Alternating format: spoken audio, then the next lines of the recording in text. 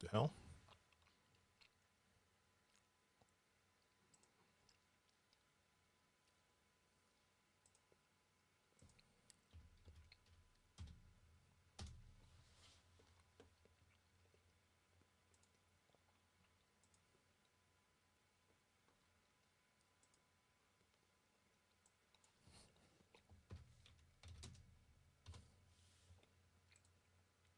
Change that real quick. What up, Alexander? Fuse your agent, what up? 777, what up?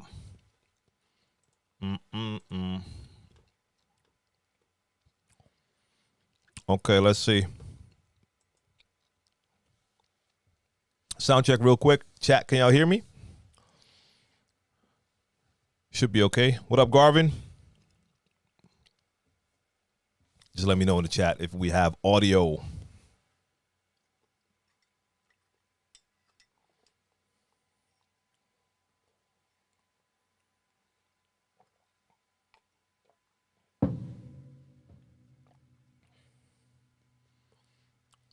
C Boogie, what up?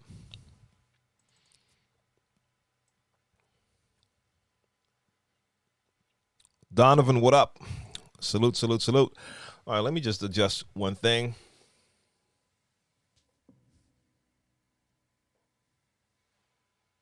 There we go. You know what?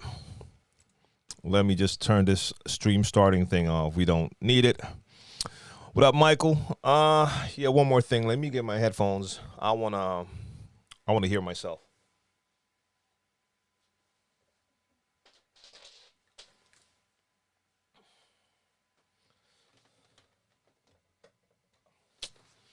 Almost plugging it into the wrong device. Papo, what up?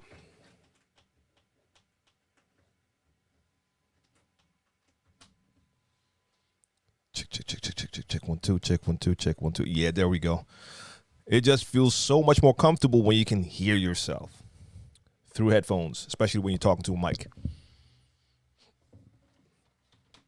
All right, so we're officially on the way. What's going on? It's your boy DJ TLM, the Last Mohican, broadcasting live out of Amsterdam. It is now almost 11:30 p.m., so this is way later than my normal Share the Knowledge session. My apologies if you tried to tune in earlier, but I had a deadline I was working on. Had a remix to finish, a remix for Brainpower, artist out of Amsterdam. And I needed to do that first. So I'm still in the studio. We currently have a curfew here in Amsterdam, so I'm supposed to stay here all night. Even though I found out there may be other options for me, since I'm self-employed, I might actually be able to give myself permission for work purposes to travel. So we'll see. But for now, I was like, yo, I'm still in the studio. I'm going to stream today. Like, I will stream. So I'm streaming right now. Laporta, what's going on? Skojo in the building. Salute, salute. 777 says, yeah, East Coast time. I know. Yeah, y'all are 5 hours behind. Indeed. Shaddai. That's your DJ name. Dope, dope, dope. Presley in the building. Mo Berry, good day to you. Did I miss anyone? Michael Power, what's up? On Facebook. Chico Belly, what up? So we got peeps from all over. We got peeps on YouTube. We got peeps on Twitch. Is Periscope in the building yet? We got Facebook up in here. Fuse your agent, Gus Gomez, all of you, salute, salute, salute. Could you do a tutorial on Restream? Klaus, yes, I must definitely do that. As you can see, I'm looking very pink and purple right now. I do want to make this a little bit more natural. I don't see my other light yet. I don't know why. But let's add just a little bit of light here, a bit of normal light. Even though it's late night, I'm going to keep it a little bit more down compared to usual. So Share the Knowledge Live, that's what it is today. So it's all about DJing, talking about DJing, DJ-related questions and all that. So holla at your boy with any questions. That's what I'm here for right now. Just adjusting the monitor a little bit. In the studio, you might see me take a couple of bites every now and then because I have not eaten yet. And I have some food right here. So okay. Yeah, Australia, you guys are ahead because it's already Thursday for you, right? Yeah, Thursday. Yeah, indeed. Different camera today. No, it's the GoPro, but it's especially with like the lighting the way I had it, like that makes it look way different. Let me just I want my Elgato needs to see that other light. I need to, yeah, there we go. That's what I was looking for. So I'm gonna make this look a little bit more natural now. There we go. And I'm actually gonna bring this one forward a little bit to get ahead of this monitor. Yeah, that's more like it. Okay. Now, as you can see, just by changing the lights, this looks way different than what you just saw a couple of minutes ago, right? Maybe I can twist it a little bit more towards me, though. But that's okay. Yeah, but that's the thing. Like, lighting makes such a big difference. Now, GoPros aren't great in low light anyway. That's why it looked kind of weird. I was like, you know what? It's later in the evening. I'm just going to leave the lights down. That's the way I'm normally working behind the computer. But, yeah, for video purposes, this is the way to go. All right. And that's just by turning the lights up, and they were really warm. They were all like yellow. Got them back to light. Felix wants to know if I tested for COVID-19. No, I haven't. And I actually have not had any reason to do that either. There have been no instances of my app warning me that I've been in the vicinity of someone who has been tested positive. We have like a Corona app here. Now, I know that's definitely not something I'm going to depend on because people need to actually use that app. But for the last year, I've mainly been at home, in the studio. When I travel, I normally travel by myself. And taking kids to school, we just do that in a car. And so there's like hardly, I have avoided contact. And when I am in any contact with a person, there's going to be severe distance between us, masks all the time, you name it. And I mean, that's the thing. I talked about this in the stream recently. Like, if we would just keep some of the things we're doing now in play once we're past the pandemic, you're going to see a lot of people are going to be a lot less sick, a lot less. Like, a lot of you probably have not had the flu or a cold in the last year because those viruses spread the same way. But yeah, no, I haven't been tested. So, have I tried Ableton 11 yet? I've installed it. I haven't tested it yet. No. I recently just got into Ableton. I still have to learn Ableton. I got it when it was 10, but I was going to get the upgrade to 11 once that was released. So that was recently released. I have installed it, but I have not tested it at all yet. Raheem, what up? I missed you. Yep, I think I've seen everyone. Mark Sean, what up? I need more music, like non-remixed and maybe some new edits to keep updated. Where do you suggest I get music? Right now, I use digital DJ pool. Well, I think it's all a question about what type of music is missing from your DJ pool that you're looking for. Like you said, non-remixed and some new edits. Like, you need to take a look at some of the other DJ pools and see if they have like a lot more to offer compared to that DJ pool. I don't know that DJ pool, so I have no idea what they have and don't have at all. All right. Can you tell me what's your favorite? My favorite what? My favorite Logicel? Is that what I'm reading? I have to be totally honest right now. I have no idea what that is. Or am I reading it wrong and it's a different word? But what's the best Logicel for you, DJ TLM? So, Alexander, let me know what that is, what that means. So maybe I'm just missing it right now, but I don't know. The Funk House, what's up? Garvin is asking how you've been streaming your DJ mixes during quarantine. The same way you would stream anytime. I mean, I stream from the studio, and when I can't go to the studio, I've done streams from home.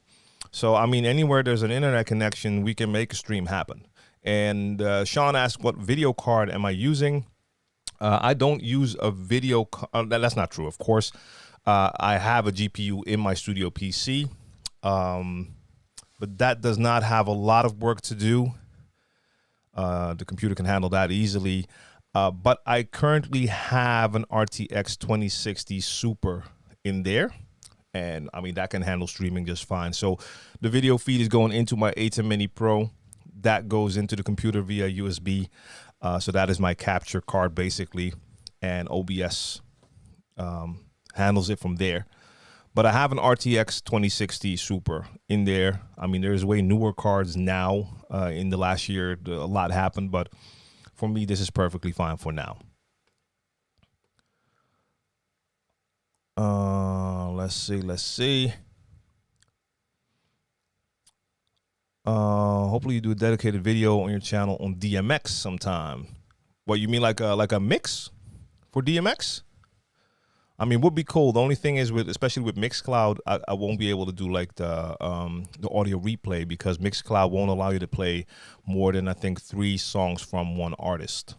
Otherwise, it gets blocked. I had that happen once. I did a stream. I played a lot of Tribe Called Quest, and then it wouldn't be.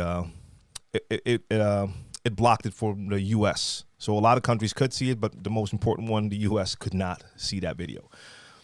Let's see. Heaven's Girl, I think. Thanks for the follow. My thoughts on the Rain 1. I still haven't tested it, but it looks really dope. I can only imagine that it's super dope. I'm pretty sure I would really like it. Klaus wants to know what kind of car I drive. I would guess a Ford Mustang. No. First off, I do not have a car, and that is working just fine for me. What I do here is we have a bunch of different services that will allow you to rent cars per minute. All of those are electric cars. They're parked all around the city. I just look on my app, look for the closest car. You reserve it. You walk over to it. You unlock it with the app, and that's when your rent starts. And you drive, and once you're done, you park it within the areas in the city where you can park, but that's most of the city.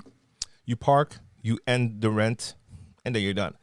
And I mean, the prices are dope. Like, most of those apps will run between like 25 and 40 cents per minute for different type of cars. Like, some are like the small smart cars, but they also have like the BMW i3s and a couple of others. So for me, especially like in Amsterdam, having a car is horrible. Like, the city isn't that big. You don't really need a car in the city. Parking is hell. It's hard to find parking, and it's very expensive. So especially in this area here in the center of Amsterdam, you pay like €7.50 per hour for parking. Ridiculous. And that starts at 8 in the morning till 12 at night. So, whew. All right, Dutch Nasty, thanks for the follow. Lapora wants to know if I voted today. Yes, I most definitely did. Like, up bright early in the morning before I took my youngest son to school, stopped by one of those voting places and casted my vote. Yes. I mean, since we have that opportunity to do that, we should always do that. Future, I might do an unbox of Ableton. I mean, there's nothing to unbox. It's digital, but my first look will happen on one of the Sunday broadcasts for sure. Raheem loves the scratch videos. Yes, me too. Appreciate that. Alexander's talking about virtual DJ. Okay. So you were talking about Logisil. Is that something in virtual DJ? I have no experience with virtual DJ. I mean, I've tried it once or twice years ago, and I want to try the new version. But right now, I know nothing about it.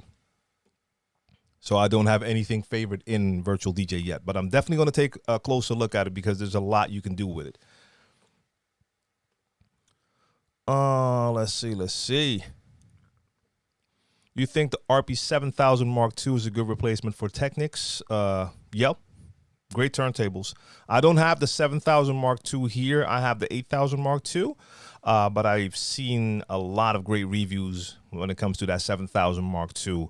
So I'm fully confident that that is a good replacement. Check Mojax. Mojax did a video for this turntable. And I mean, I definitely trust his judgment when it comes to that. Or is it still worth it to fix your Technics in 2021? So first off, how old are your SLs? That's also important. Like, I have a bunch of SLs, and I have my first pair of SL1200s. I bought those, let's see, let's do a little math. Actually, no, I'm not going to do math. It's too late for that because I'm not quite sure of the year, but it's been at least 27 or 28 years ago that I bought those, and I bought them secondhand. A lot of people who buy SLs buy them secondhand, and a lot of times those are really a lot older. So even if you fix certain things on it, like if you fix, for instance, like the cables, and I've done all of that. I've revised mine. I've like new RCA cables, gold-plated RCA cables. The grounding, I fixed the ground wire inside of the turntable, so I never have to attach that to a mixer again. But if you're gonna make repairs now, but it's like already a really old turntable, chances are you're gonna run into more issues sooner. So yeah. Let's see. Yeah, Gus, no, they had to go back, but I'm getting the 3Ks back in a little while. So here's the thing, like there's a lot of people that need to test them and try them out, like Pioneer. The Pioneer rep here has like a good relationship with a lot of DJs. So a lot of DJs get a chance to try them out. He'll like drop them off for like a week. Now, luckily, I get to keep them longer when needed. And I've had them here now, but I can get them back again because I've done like 3 streams with it.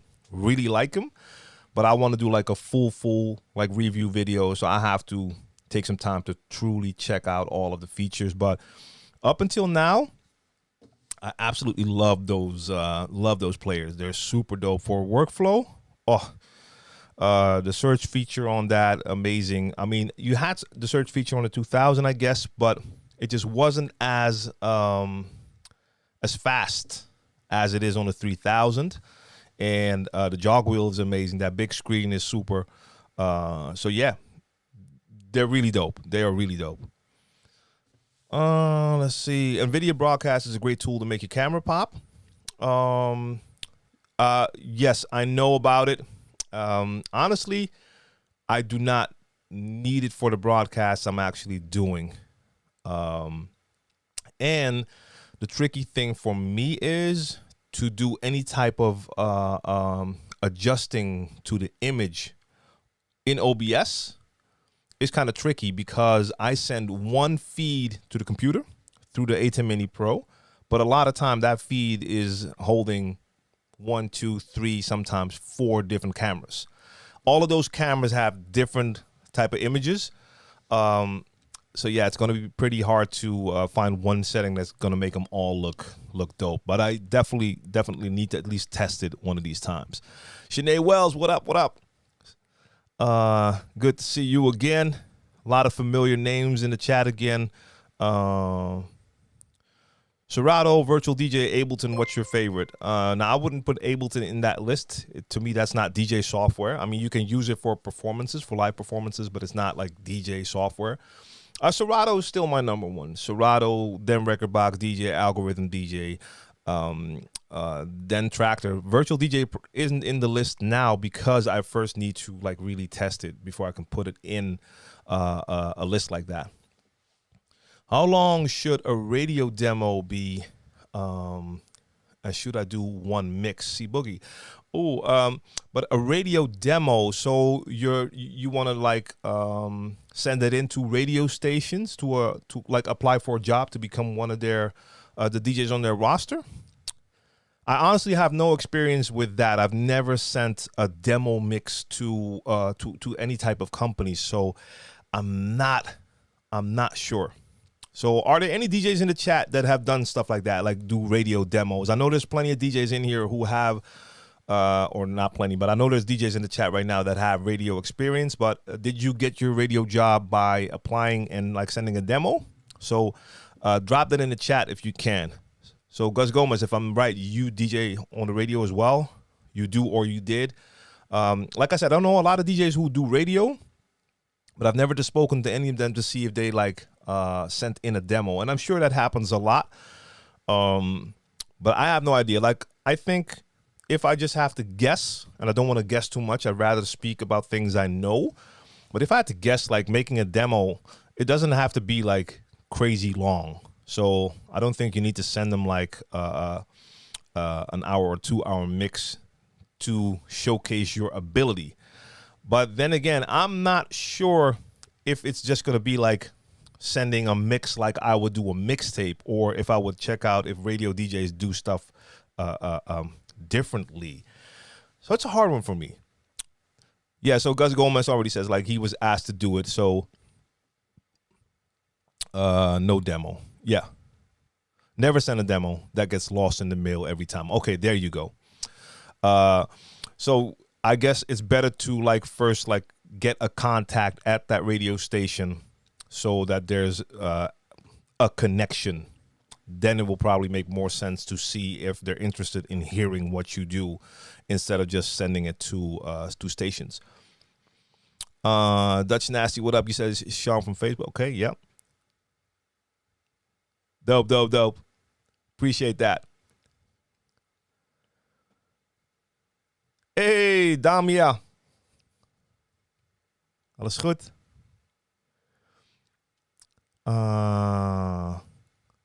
Funkhouse says the best thing I ever heard, the car rental. Yeah, it's super dope. Like, look, I currently have let me count. So I have at least 3 of those car services in the phone right now. 3 different apps, 3 different services, different type of cars. If none of those are available, I'll also have 2 different apps for similar services for scooters. And they work the same way. So the motorized scooters, not the what in the States, I know what you call a scooter is not what we call a scooter. I'm talking like about a moped. Same thing. Like, they're electrical, so the mopeds make no noise. Super smooth ride. Find them on the app, and those you don't even need to find a parking space. You can like basically park them anywhere on the sidewalk, and same thing. You pay by the minute. So yes. I love the fact we have that here. 777 wants to know, does your kids like to DJ? If my kids like to DJ, so my oldest was into my equipment and music when he was like 2 years old. He has a video on YouTube that has more views than any of my videos. I made one video when he was he just turned 2, and he's messing around on my NS7 and actually making it sound like he knows what he's doing. The video has like 880,000 views. I have no videos that come close to that. But since then, like, his interest moved on. And like, especially when kids are young, don't try to pin stuff on them like, oh, you like that, you're going to be this or that. That can change anytime. Now, my youngest one now, and he's not that young, he's 9 now.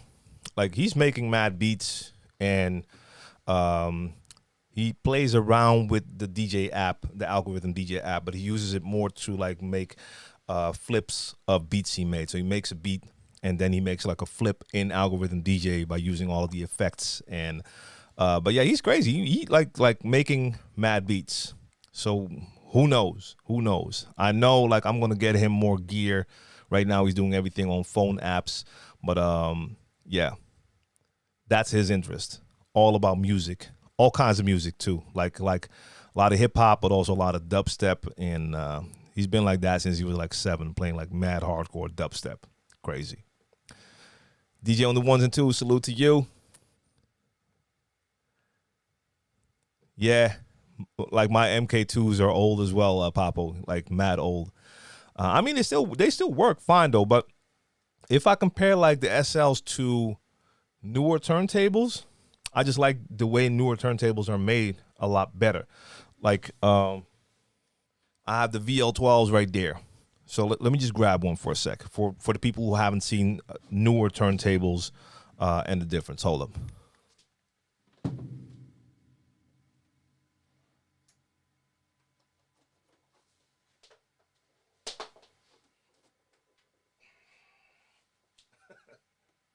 up. Super heavy though. So with the SL1200, which of course was always my favorite turntable, that was the turntable to have and to use. But I used to take my turntables to like house parties and carry them under my arms and whatever. And a lot of times with like the turntables, when you were moving them around like that, something could happen, for instance, to your RCA cable. It could like break on the inside. You would have to get that fixed, or you have to be a little bit more technical and you have to like open up the turntable, you name it. Same thing with the power cord.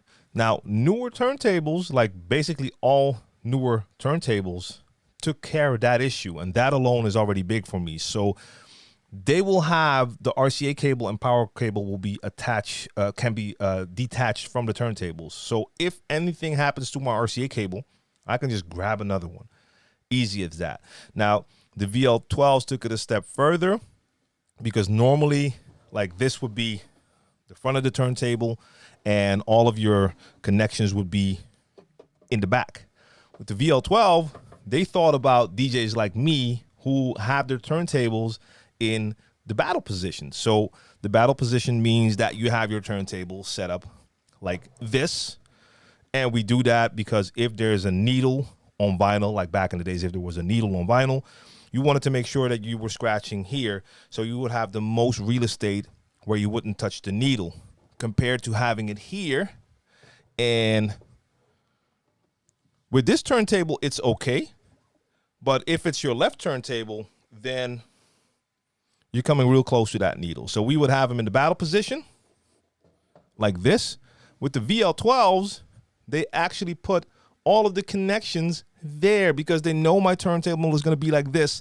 So the power, the RCA, ground wire, and control to fix the light, everything is there. To me, that is like super dope.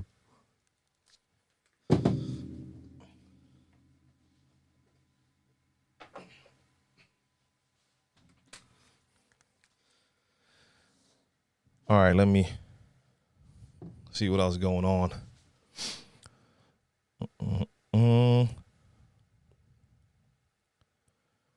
Let's see. God's Own. Yeah, I saw that earlier, like Phase. I just got Phase. Serato integration is dope. Have you tried the latest firmware with Serato? Yes, I have. And it's terrible for me because my DJ computer, the laptop, it can't handle it. It just can't handle it. It's having a hard time dealing with certain software.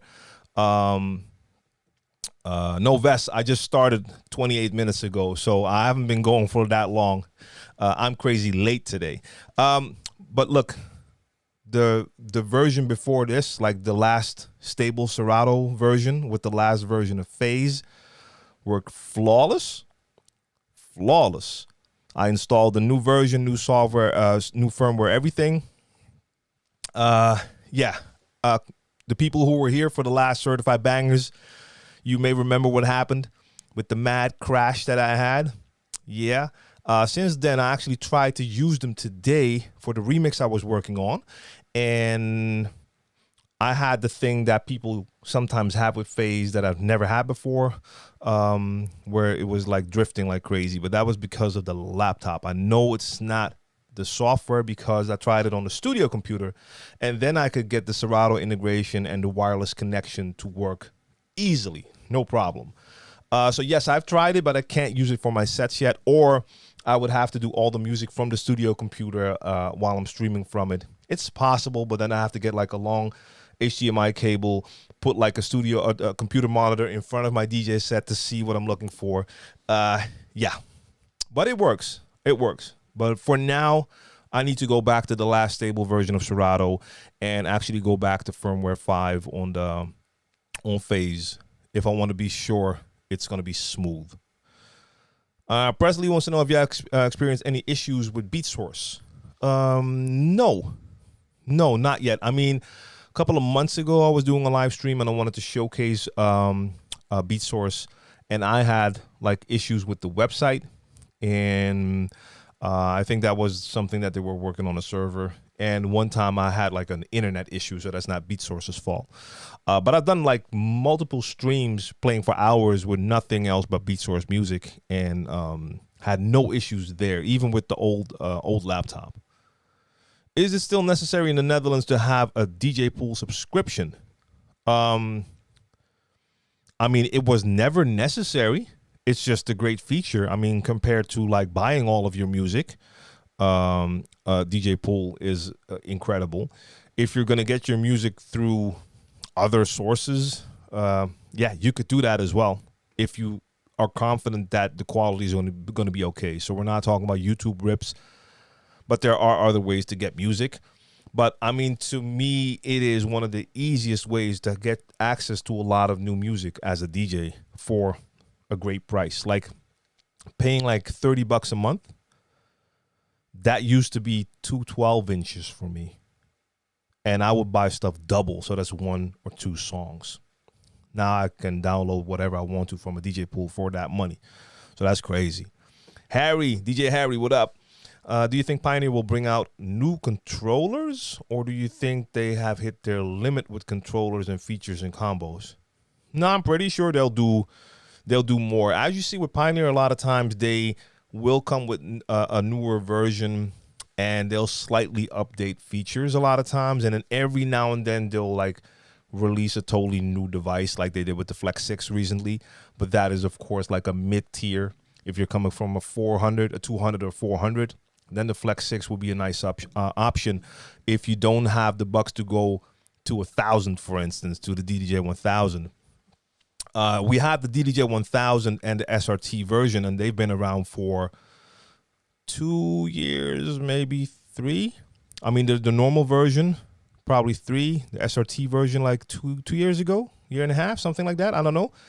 So maybe there will, or probably there will be a new version of that coming. I don't know if that's going to be like a Mark II or something similar to that. But there's always things they can improve over time. Like when the software improves or the software gets new features, maybe you find for ways to actually implement that on a new controller so that there's like a hardware feature to control that. So they will come with new controllers. I'm pretty sure we will always see new controllers.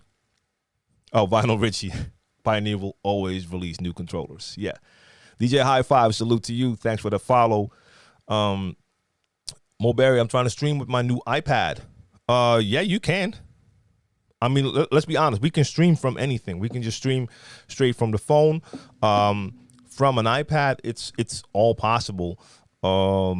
Like if you want to do a DJ set, you could do that with an iPad using the camera on the iPad and maybe having something like an iRig to connect the audio.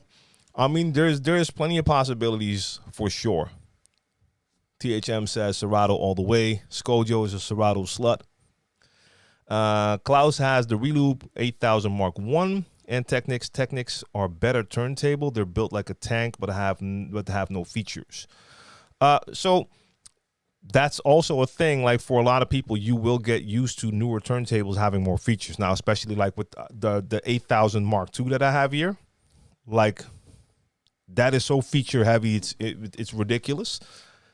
And the Technics will not really bring any of that. And they're built like a tank, the Technics. Well, a lot of the other turntables are built like tanks. I mean, that VL12 is like a workout just to carry. I mean, that's pretty much a tank too. Let's see. All right, Shanna's a rookie question. Can you map sound effects like reverb and others to be triggered by a key on the laptop? I'm using Serato, NS7, but missing the effects bar. You should probably be able to do that. Did I do that in the past? I'm thinking now. Yeah, I'm thinking, Shan. I don't remember, but I mean, you can MIDI map a lot of things. So I'm pretty sure you could make a key on your keyboard do that. All right, so Gus, maybe C Boogie already saw that. If he wants more info, he should hit you up on IG. Dope. What else? RTR Fast, thank you for the follow.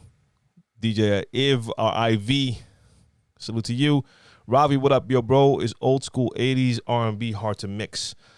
Not particularly. I mean, once you get into the realm of songs that have like music that was made with live musicians, then it can get a little bit tricky. And you have music in the 80s that still has that. Even though like a lot of that 80s R&B, I think they were also starting to get into like drum computers. But anytime you have music that's played by a real musician, then the drums aren't going to be 100% tight. So it's not going to be like a computer programmed drum. So that means that the tempo will fluctuate a little bit. So that makes it a little bit harder to mix if it has the live music on there. But it's a great practice tool as well. RTR Fast, yeah, salute to you. Salute, salute, salute. Caught your video of the Omni portable turntable. Yeah, thank you. It's a lot of fun. I also saw that question. I don't know where. I think I already went past it. Someone asked if the Omni is a good turntable to learn how to scratch. I mean, it's pretty cool. Like if you put it like this, if you are interested in scratching and you want to learn on turntables, but basically your normal DJ set is going to be like a controller or CDJs or something like that, but you just want to learn with that turntable feel, then a portable turntable is a great solution because you don't have to go out and buy an entire set. It will still give you a vinyl feel. Now, I have the PTO on Scratch and I have the Omni. And if you want to have the most bang for your buck straight out the box, I mean, the Omni has a lot more going for it when you first buy it. But I would have to recheck the price. But I think it's like twice the price of a PTO on Scratch. So the PTO on Scratch is, at least it's cheaper. But the standard way it's delivered, like stock, yeah, it needs modifications before you have like a performance type turntable. That works a lot easier with the Omni. But I do need to do some more tests. But I really, really like it. For whoever asked that, I saw that question. Hype man, DJ Kelly Cal, what up? Most of my gigs are mobile, and I'm interested in purchasing a sub. Do you have any recommendations? Not at all. Not my field of expertise. I know nothing when it comes to like just any type of kit for mobile DJs. So speakers, subs, not at all. So Skoljo has a great tip there. Okay, that's good. Then we have Therese in the building. Do you think that I have to go to DJ school to become a good DJ? I have a real problem with transitions and learning how to scratch myself. I'm using the NS7 III for practice. Look, it's hard for me to answer that for someone else. So, for instance, I never, I don't think there were DJ schools when I was learning how to become a DJ.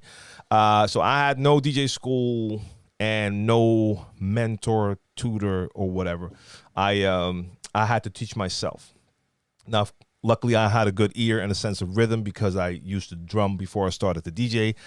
But I just had to practice by myself. I understood, because of drumming, I understood the structure. I understood how to count. And that helped a lot. So that made it easier for me to understand the timing for transitions. And that helped me out. But I can totally understand that for some people, it's going to be really helpful if someone can be there to just guide you with certain things. Because, look, you can look at tutorials online. For some people, that will be all they need. So if you're practicing how to scratch and you look at my scratch tutorial series on YouTube that starts with the basics, for some, it's perfect. They see an example, they go for it. For a lot of other people, they see the example, then they try it, but because they're not doing it exactly the right way, but they don't notice that, it's not working. Well, if someone's there with you and they know what they're doing, then they can point that out to you, because like a video online can't point out to you what you're doing wrong.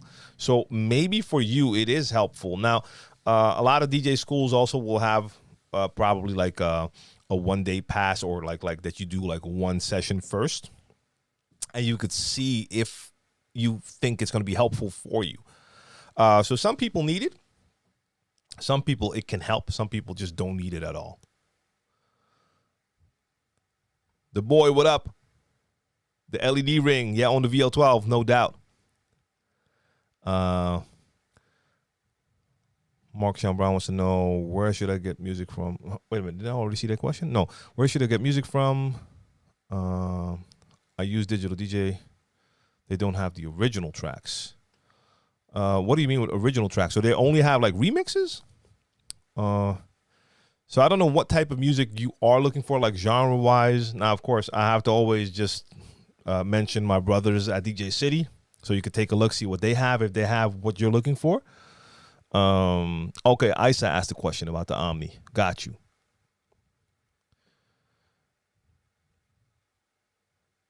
And Mark Hype Man says you can also try BPM Supreme. So take a look at those sites and see what they have in their archives and if it's anything that fits what you are looking for. Shreya says, been helpful. Been practicing scratching on the DDJ 400. We're thinking of upgrading to the Rain 12 Mark II or DDJ 1000. I don't want to battle. What do you recommend? That's not up to me. The reason why I say that is those are on the total opposite spectrum. So the Rain 12 is a controller with motorized platters, and the DDJ is a controller with a jog wheel. So the feeling is totally different. Like, you've been using a controller, practicing with that, and at a certain point you might want an upgrade. Now, the DDJ 1000 is basically taking your 400 to the next level. It's a great controller. It is in the same line as your 400. It gives you a familiar feel because you're still in that Pioneer ecosystem. Compared to going through the Rain 12, which has a motorized platter, which is going to be a totally different experience. Now, I love the Rain 12s. They're dope, but I come from turntables. So for me, any controller with a motorized platter is dope. And the Rain 12 is for Serato. So, yeah, do you want to switch software? Because you're now using the DDJ 400, so most likely you're using it with Rekordbox. And if you're going to the Rain 12, you're not going to be using Rekordbox anymore. So that is something to take into consideration. So I can't make that recommendation for you. But they are a world apart. And also, if you're going to buy Rain 12, you're also going to need to buy a mixer. Because the Rain 12 is just a controller without the mixer section, and the DDJ 1000 is the all-in-one unit. So if you're gonna go out and get a Rain 12 set, you're gonna need two Rain 12s and a mixer. So keep that in mind. Rick Reddy says, copyright issues, please help. Welcome to the club. Welcome to the club. We're all there. We are all in that same section right there.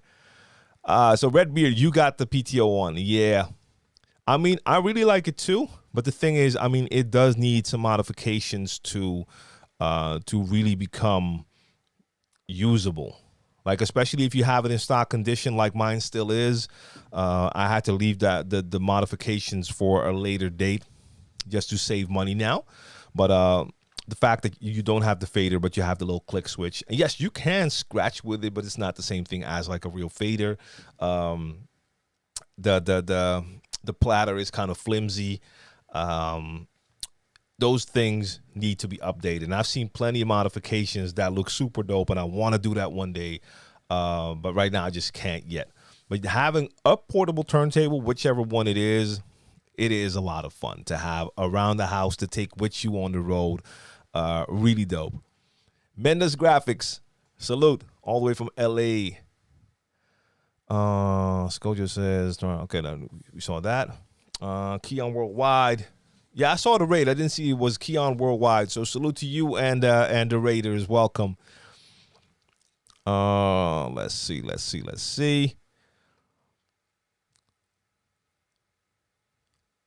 Sad Dad Gaming says, remember when the mixer from Radio Shack came out? It's been many moons ago. Yeah, that's not for me to remember. We don't have Radio Shack. I do remember that name, though, but we don't have that here. Would you prefer a Vestax 06 Slim Mixer with an inner fader or the Eclair Nuo 2.0 with an external fader? Wow. I don't know. No, I have no idea. I have no idea. I remember the '06. I mean, I was never the greatest fan of it. I mean, it was pretty cool if you were like into juggling and fast backspinning to have like that really small mixer because the turntables were closer. But that's like I think one of the only Vestax that I didn't own. I think I had all versions of the '05, and I had the '07, not the '06, and then the QFO as well. Remember the QFO? That was dope. Let's see. Learning how to scratch is hard because most people that teach don't teach how to use a scratch in a transition, and that's what's hard. Yeah, I understand what you're saying. Like, and even with my scratch tutorials, I'm teaching the technique, but like a lot of times, like the way you will implement scratching first when you start to use it in your mixes is actually just to bring it in. So yeah, then you're doing a scratch and you have to let it go. I will talk more about that, like tutorial style. Risto 17, I'm good. Levi 5th, all the way from Boston. Salute to you as well. Oh, sorry, Gus. I didn't know that. The Rain, the 12. Oh, yeah. I remember now. The Rain 12 Mark II works with Rekordbox. This year, it also works with Algorithm, I think, right? With DJ. I just didn't look into it more because I saw some of those messages, but it was all the Mark II. I have the Mark I, so it wasn't anything I could use. So okay, no, so the software wouldn't be an issue if you go to the Rain 12 then. That's dope. I find it difficult to do short scribble scratches on the DDJ 400. Yeah, I mean, it is like a simple small jog wheel, even though I have to say you can do a lot of scratches on it, but it's going to take time. It might just take you a little bit more time. Klaus wants to know, which sneaker would you prefer? Nike Air Max 1 or Air Max 90? That is a super easy question to answer. And the funny thing is, I have two 90s right here, but the answer is most definitely Air Max 1. 1,000%. I go Air Max 1 over the Air Max 90. Now, the reason I have these here is these are kind of special. Actually, I can show you for a second.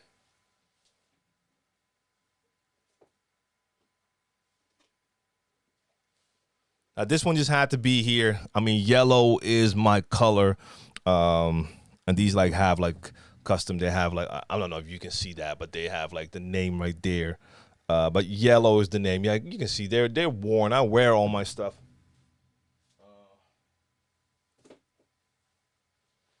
But the red ones are actually kind of special. So I've been a tour DJ for an artist out of Amsterdam called Brainpower for the last 20, we're on year 23 now. And over the years, I've also produced tracks for him.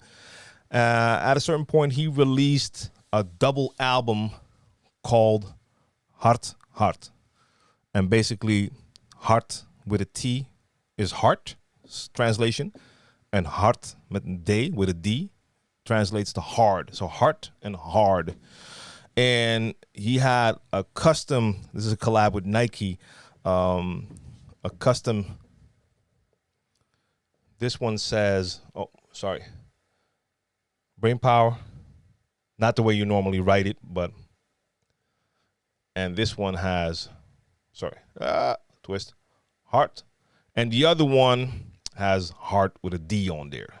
So that was a special pack, these two sneakers. So this is the one, and as the 90, one, most definitely one. But I produced like 3 tracks on this album, 3 tracks on that album. So yeah, that's pretty cool just to have as like studio flavor.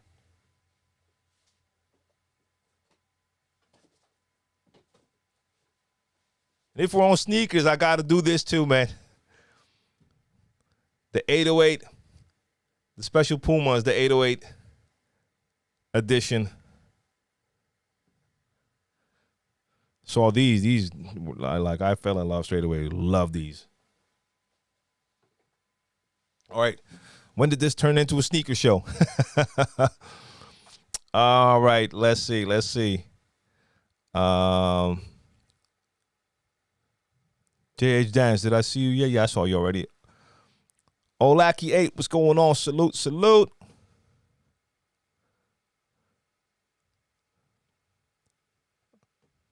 DJ Moss wants to know, what do I think of the current state of DJing? All right. So, what is the current state of DJing?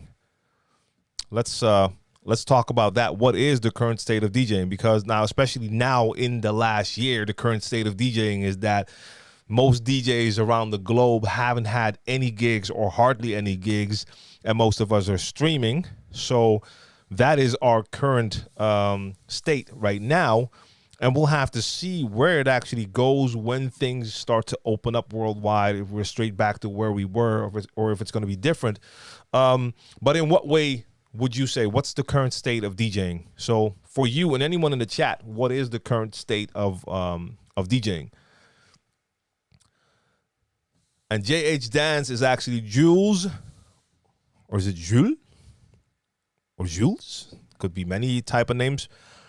From Belgium. But since it's België, I'm going to have to guess it is from the closer part.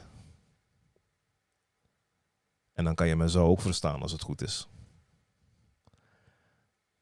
MKL, what's going on? Salute to you. And Jay Stans wants to know, what about Superhero DJs? So Superhero DJs is a website that offers kind of like tutorials, but it's basically filled with videos from DJs who break down their routines. So I'm not a big routine guy. Over the years, I've only done a couple of routines, created a couple of routines. So back in the days when I used to do DJ battles, I have created like routines for the battles. After that, I hardly created any routines, but I had like one or two. And I did like one video on Superhero DJs where I like explained. So first you do the routine, and then you explain step by step how you do the routine, so people who go there can learn how to do routines from other DJs. But I have only one video on the platform. I haven't been there in a long time either, so I don't know how many new videos have been added.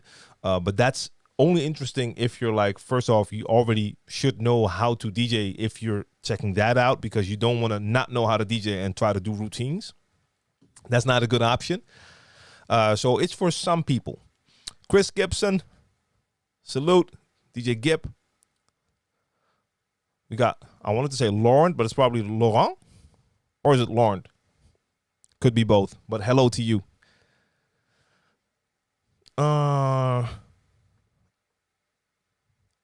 Yeah, Mo Berry. I mean, like I said, I've heard the name plenty of times, Radio Shack, but that's like one of those stores we just did not have here ever. Own a Bay or Own B. Bro, I just found out you're from the Netherlands. You speak like an American. Yeah. Born and raised right here. Amsterdam all day. So you're from the Netherlands too? Or not? Like, I've had that happen too. Like, people would like email me questions a lot of times. And sometimes I would just see by looking at the name, I could just tell, like, okay, that's a Dutch name. But because they didn't know the entire question would be in English, and then I would just mess with their heads and just send them back an entire like long answer in Dutch. And they're like, wait, well, how? I mean, that's my native tongue. This is my second language. So, yeah. We got the Bay Area in the building. Multi-V, what up? Multi-V9, that is. Onabe is from Germany, so we're neighbors. Ich spreche kein Deutsch. Ein bisschen, aber nicht so viel. I mean, German is kind of similar to Dutch. There's a lot of words that we can understand if we speak to each other. That's for sure. Yeah, Gus, you talked about, I saw you say that last time. Visit STK in Puerto Rico. You got to let me know what up with that. Because I think after the like in the chat, I think I already ended the stream. I saw something like that in the chat that you were saying that, but I need to know what that's about. Do you foresee controllers making it into the bars, clubs, and booth as a standard in the future? I don't know. I'm not sure about that. It could be, but I'm not sure. Okay, so Steve Ott has an opinion right here for the current state of DJing. It's all about reconnecting with people online and exploring streaming. But one big thing I see everywhere in the DJ scene right now is upright support. I feel like every DJ supports the other, and the scene is more about us than me. I think that is a good observation, even though I don't check that much, but I do believe it's true. I think this kind of forced people to do that. I mean, you don't have to support people, but because basically all DJs worldwide were in the exact same position, it's like you understand what the other person is going through because you're going through the same thing. So I guess that kind of helps to build that solidarity. And it almost like, I mean, I've been streaming for years. I mean, I used to stream years ago. In the last years, I wasn't really doing it, but I have a lot of experience from the past. But for a lot of DJs, it's like the entire scene discovered this new world almost at the same time. And especially like on Twitch, Papa says it as well, like especially on Twitch, you have that community feeling. And you can really see that DJs are out and supporting each other. Because, yeah, we're like building and growing within that same space. Now, it could have gone the other way. Like everyone could have been like, okay, I'm going to do this streaming thing. This is all mine. I'm not going to mess with anyone, build my thing up. I don't think that works anyway. So, yeah, love seeing the positivity. That is a fact.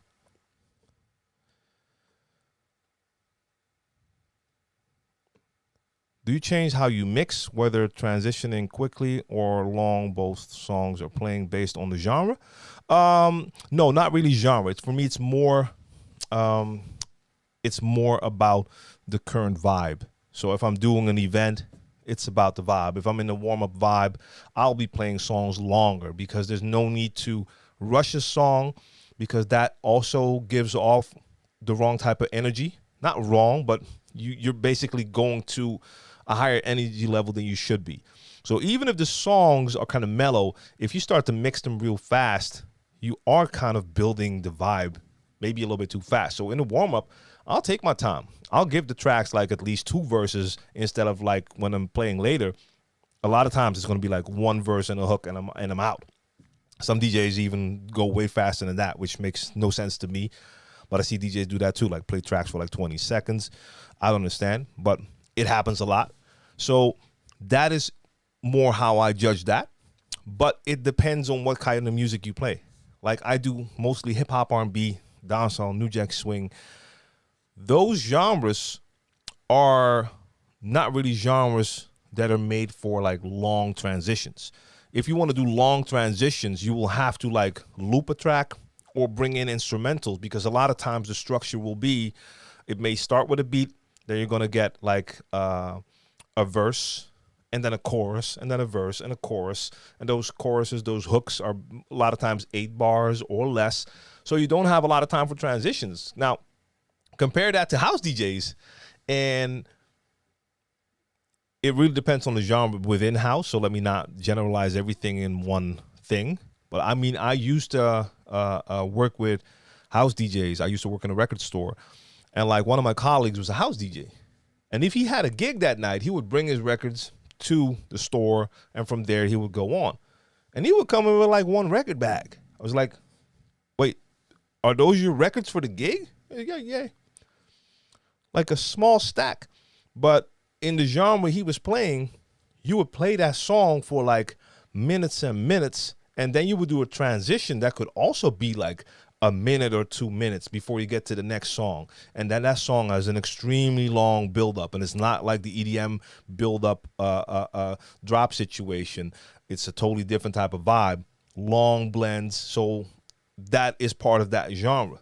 With hip-hop and R&B, you have to force long transitions by, like I said, you have to like make loops. I do it during the live stream sometimes. If I want to like talk or I like the way two things are blending, I'll just quickly hit like a 4 or 8 bar loop on both decks, and then it can continue on longer. But if I don't do that, my transition is 8 bars or less.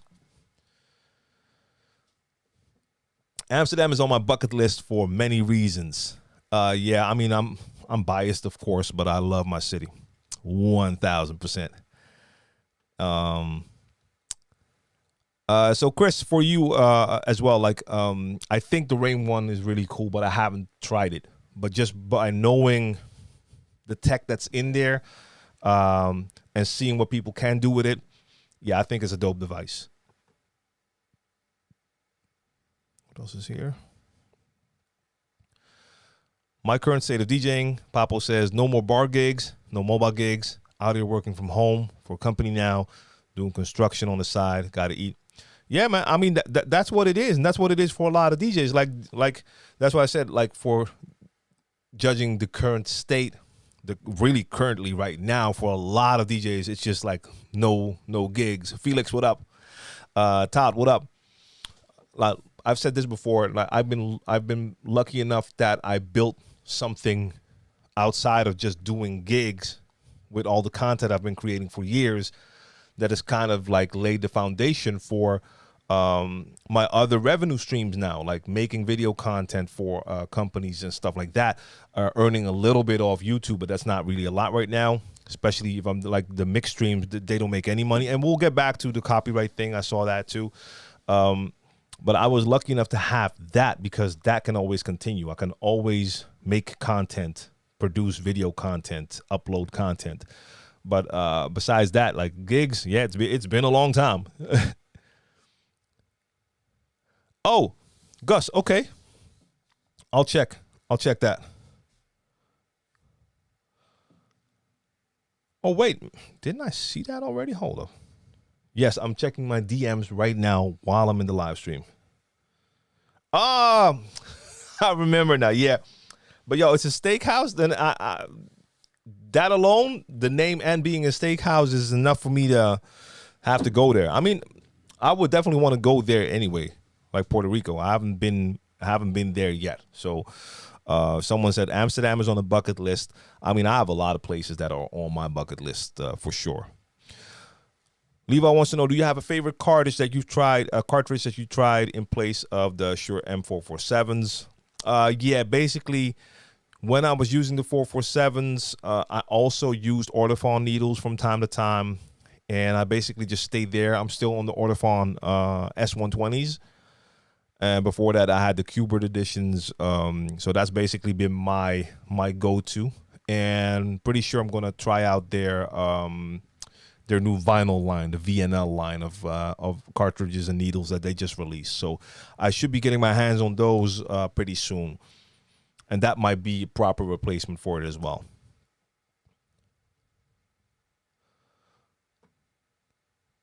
Almost 401, what's up? NYC, what up? Oh, you thought I was Dominican? All right. Well, no, my roots, I mean, I was born and raised in Amsterdam, so that's where I'm from. I'm Dutch, but when it comes to my roots, I'm half Dutch and half Caribbean. Dutch Caribbean, Curaçao, but still, that is the mix that you see right here. Rigor Mortis, what up? Do you know where I can still get original songs of freestyle music MP3 sites? Or free. So that's funny. That's the same question as someone else was asking, like original songs instead of remixes. But I mean, like a lot of DJ pools have a lot of original songs, or is there something I'm missing with the original part? Also, Klaus, yeah, was just saying like the VNLs. I haven't tried them yet, so I don't know which ones. I saw there were like 3 different ones. I don't know if I'm going to have the chance to try them all. Hopefully. Okay, Mo, let me see, because I saw you write that. I didn't get a chance to check it exactly. Serato shut down 3 times after making some hot recordings. So random. All the other recordings were nice. Hey, I mean, sometimes computers have those days. I mean, I like to refer to it like as ghost in the machine. Like I've had that as well. Like all of a sudden, I wanted to like not in Serato, but I was doing like a video render, and it would just not work for a day long, just giving me errors when the day before and the week before that never happened. And since that day, it never happened again. So sometimes something might happen. Maybe it's just as simple as a restart to make everything work again. And it depends on what else is happening on the computer as well. So I don't know. Yeah. Hey, Sam, what up, man?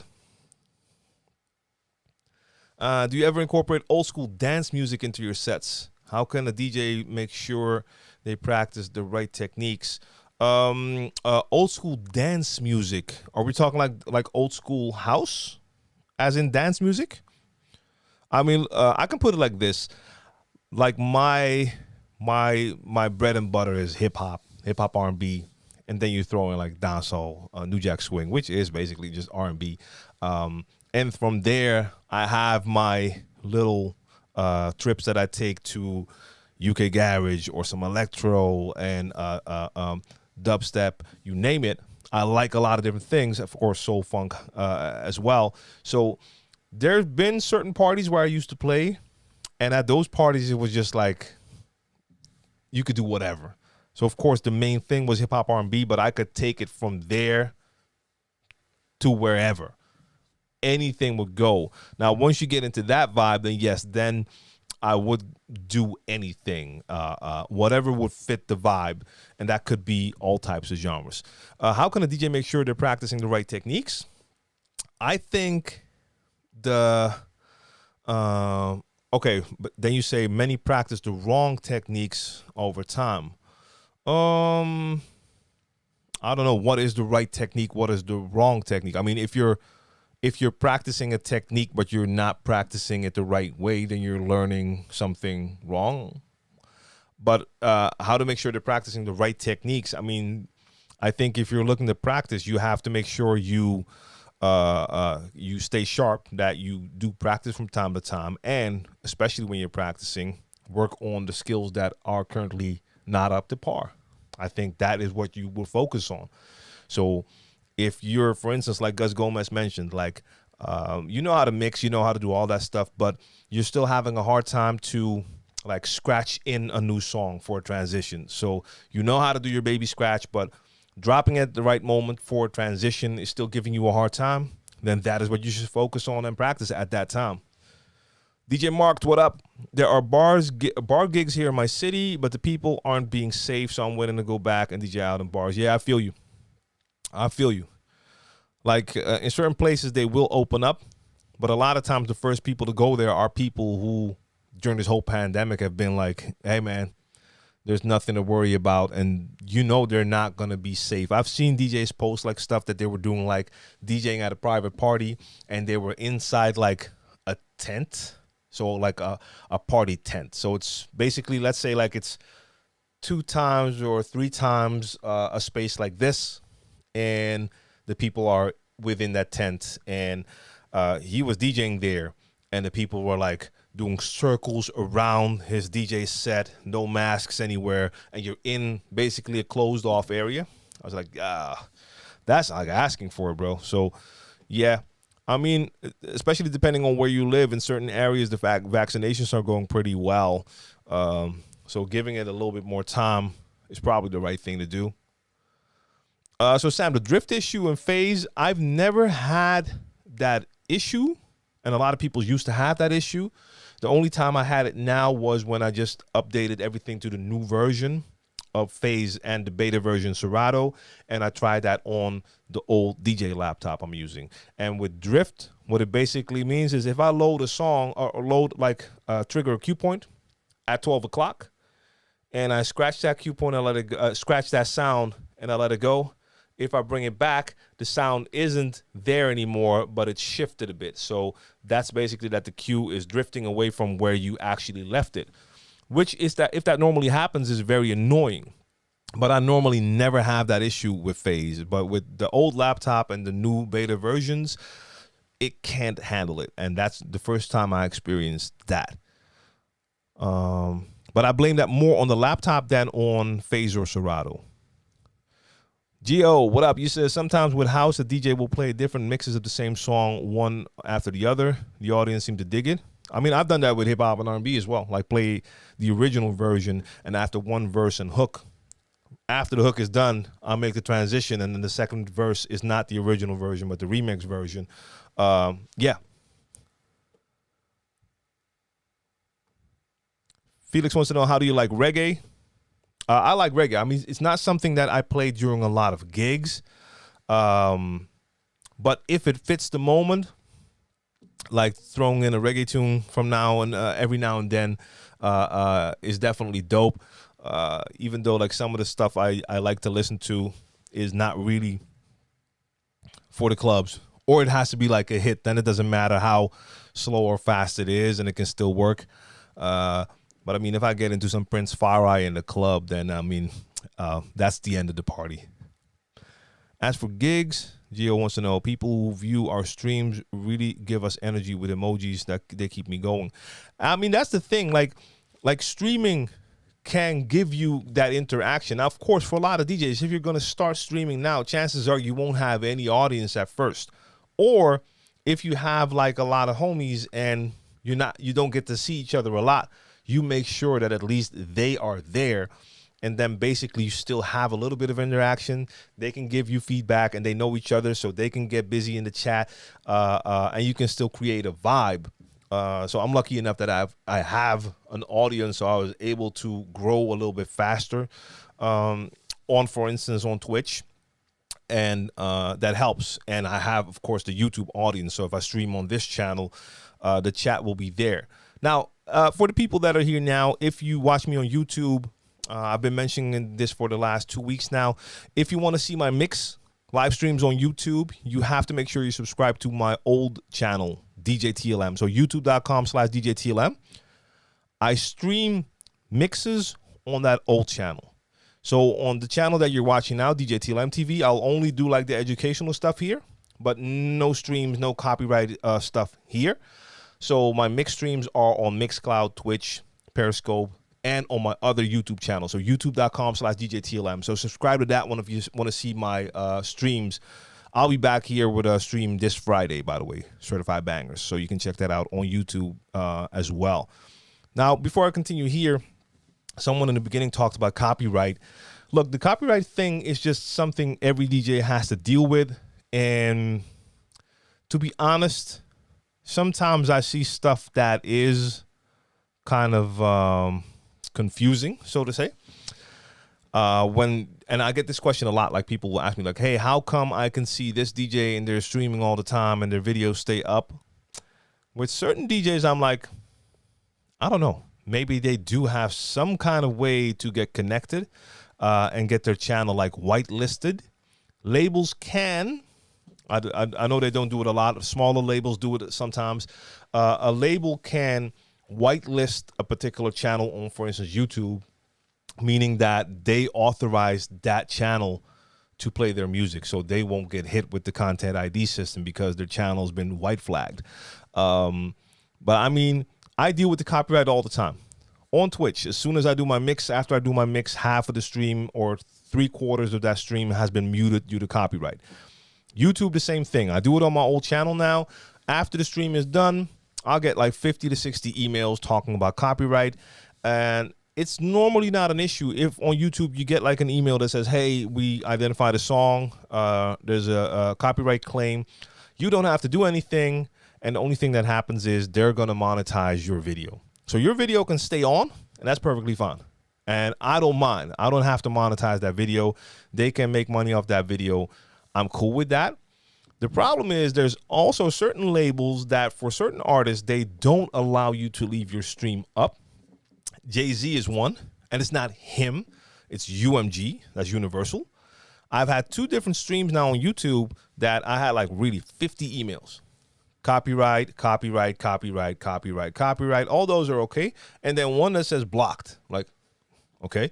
Then I open that one up, and it's also a content ID copyright claim. But with this one, it's not that you can just leave the video up. No, it's going to be blocked in sometimes some countries, most of the times, like just blocked. Like the 2 streams with the Jay-Z track in there, blocked straight away. So certain labels are more strict when it comes to what they allow for certain artists. So that is an issue. And there's not anything you can really do about that. I've heard people talk about like, oh, if you play a song only this short, or if you make sure you play it in a different key, then the content ID system will recognize it. I don't know. To me, none of that has really worked that well. And I wasn't planning on playing every track really short or changing the key in every track. So it's just something we have to deal with. But to be honest, right now, I stream every week. I do mixes every week on Twitch. The stream is fine. I can't use the replay, and I'll just delete it because on Twitch, people have gotten in trouble with copyrights as well. But with my streams, I haven't had issues. So I can stream. After that, I delete it. Mixcloud, that's the legal one. There's no issues there at all. I can stream. The stream is going to be fine. And after that, I can have an audio replay. The artists are going to get paid as well. So that's really dope. The only thing is they lack a few features. That's why most Twitch users aren't using it yet, aren't going there yet. Then there's YouTube. The live stream itself normally works perfect. Now, last time my stream did get cut off at a certain point. And they did not tell me why. I received a message that they stopped the stream, but they didn't tell me why. But normally, like, the stream will go fine, even the mix stream. It's only that afterwards, I can't replay it because most of the times it's going to get blocked due to just one track in there. So yeah, I'm not that bothered by it as long as I can do the live stream. If there's not a replay, okay. But then you do see certain people that have like a bunch of replays out there. Like I see Jazzy Jeff, he's streaming all the time on all platforms, and I see like his YouTube is filled with like the replays. And I don't think anything is blocked there, but I'm not sure.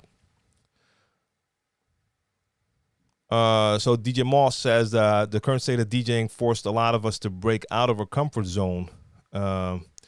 Yes, and I think that's a very good thing as well. I think that's very good every now and then to step out of your comfort zone. I think this last year also allowed some of us to reflect and think like, okay, before this whole pandemic start, was I actually happy with the way things were going as a DJ?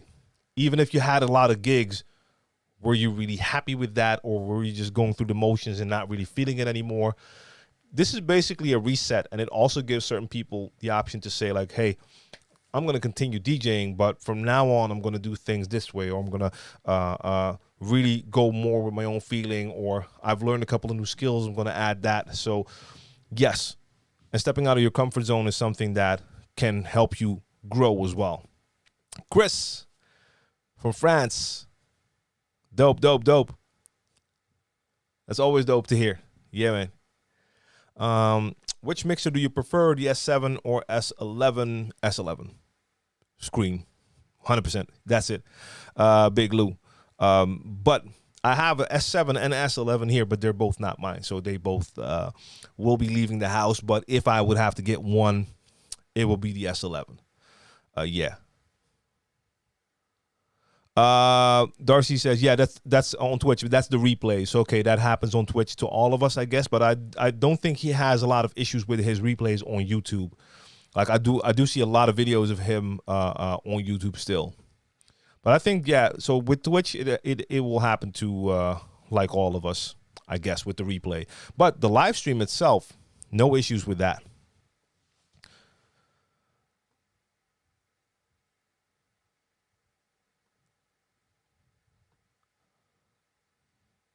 Yo, Mo Berry is having a party of his own. I see all these titles coming by.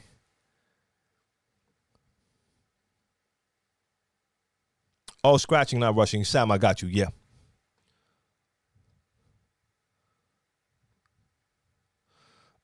Chris wants to know, how do you put a mix mic board to your DJ set so you can have more than one mic? Oh, okay. Now look, if your So wait, this is different. It all depends, like what you have as equipment. Like there's plenty of DJ equipment out there that allows you to connect two mics. Now, if you have a lot more mics, let's say you're DJing, but you're gonna have like also a performance, and a couple of people are gonna do stuff with mics. You're gonna need to have like a little extra mixing board there. Connect all the mics to that, and then connect that mixing board to hopefully an extra input on your DJ set to make that work. Or you have like the mixer, all those mics go in that mixer, and that mixer also has an input for your DJ set. So you go take your DJ set to that mixer, and from there you go to the speakers. So there's different ways to do that.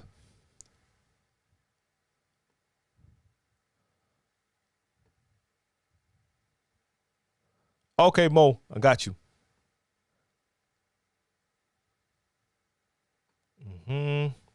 Ben Bamboo, what up? Do you know anything about where to find to get a fretless fader, which allows you to play notes with your turntable? No, I don't. I think the person I would ask for something like that would be Kipski. And Kipski is, he's on multiple platforms. I think he's on IG. So I just put his name in the chat. That's how you write it, Kipski. I mean, he's into turntablism. Before that, I think he also did stuff with that. So I think he should be someone who would know that. But maybe someone in the chat knows as well.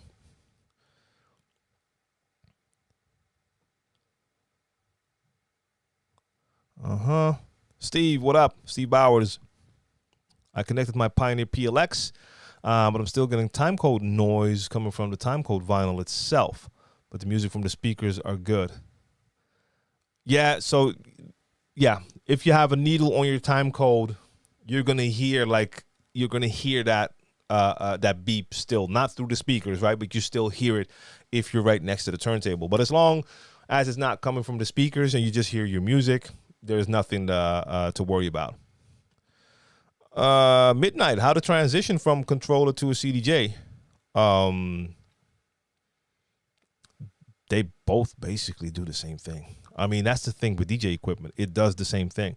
So your controller will have a play and a stop, and it will have pitch sliders, and it will have a mixer section with channels and channel faders and an EQ, and you're going to have all of that stuff as well when you get your CDJs with a mixer. So, I mean, for a lot of people going from a controller to a CDJ set, it will be the size that's different. Like you're dealing with full-size players and you need a mixer in between. But at the end of the day, the stuff works the same. Now, the only difference with a CDJ is you could use that CDJ standalone. You don't need a computer for it while you're playing. So you can prepare your music in record box, put it on a flash drive, and then play on the players. But you could also use them with DJ software in HID mode, or actually just put like the control signal sound as a file on a flash drive, and then you can also use it to control your DJ software. So the transition isn't that great. It's not the same as, let's say, going from a controller to turntables, where you have to get used to a moving platter. That's like a totally different thing.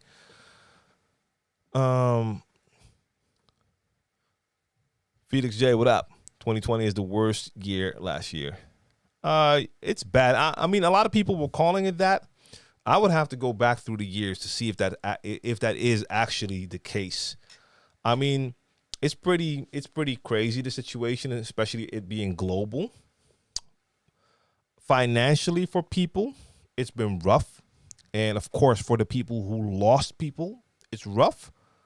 But I don't know if it's the worst year. I truly don't know. When your tea has gone from hot to basically ice cold. Joe Mack, what up? Yeah, Puffy never gets blocked, so it's crazy how for different people they have different rules. So, Gus, that's the thing I was basically referring to. Like, you see some DJs, and that makes you wonder. So, it could be that this DJ, certain DJs, salute to Puffy, by the way, but certain DJs have somehow been whitelisted so that their channel is whitelisted. But I don't know if every label on every platform does that. I'm not sure about that. But again, like you said, that's why you stopped streaming. But if you use, for instance, Twitch, you can just stream. Your replay will be muted, but the live stream will be just fine. So I would say there's no reason not to stream, because the copyright stuff, yeah, I mean, it's mostly for the replays. Now, of course, if you talk about Facebook or stuff like that, I mean, I tried that this Monday. I just turned Facebook on and restream. That didn't work. So I don't even know how long that stream lasted. So certain platforms are basically just off limits, and Facebook is one of those for me. I haven't really done the Instagram thing, but I know a lot of people have issues there. And recently I've had some issues just by uploading a little clip to my YouTube, to my Instagram, just a 1-minute clip. Normally never have issues, just one of those mixed clips. And now I've had 2 where I got like a copyright warning. One I disputed, and now that video is back. It's just they hit it first, but now it's back. And the other one just got blocked, taken down. But the way I can stream now is okay to me. And if YouTube really cracks down and you can't do it anymore, and Twitch goes down the drain, the Mixcloud is still there. And let's be honest, if that goes, there will be something else. I mean, Periscope has given me no issues, and I know Periscope is stopping in April, but it's owned by Twitter, and Twitter is saying that they're going to be doing something. So who knows, maybe Periscope leaves and it just becomes something like Twitter Live, and then I'll still be there and going, because I've never had issues there. You can see all my my replays on my Periscope right now. So somehow there's no content ID system there at all. So Felix J, my condolences to you. That's yeah, man. That, I mean, that for someone, a personal loss like that could make it like the worst year for you, and I can totally understand that. So that's not what I was definitely not referring to anyone personally, but just overall. I mean, everyone's gonna have years where there's like personal loss, and that might be your worst year ever. But just looking at it overall, then I don't know if this is the worst year. Like maybe in quite some time. I mean, we weren't around when things like the Black Plague were here. So there have been events that have been more catastrophic for humanity, but I don't think we were around to witness any of that. So yeah, and I mean, everyone has experienced this pandemic differently, though. Some people have like not, besides the loss, which is of course that is terrible. But beside that, for some people mentally, it's been tough. I can just tell, like, some people really need a lot of connection with people, and they need to be out there, and they need to interact, be with people. Funny thing is, I'm like totally not one of those people.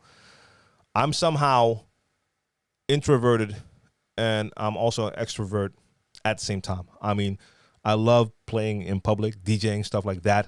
I love being in front of the camera, interacting with people.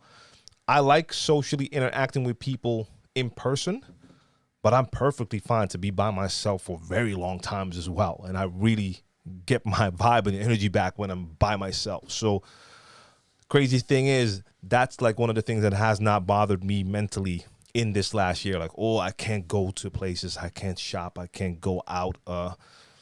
That's not something that's really been bothering me. But for some people, that alone has been like a punishment.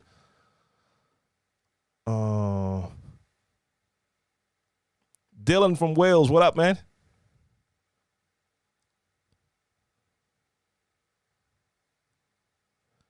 Contemplating which route to take, turntable or CDJ controller. Yep.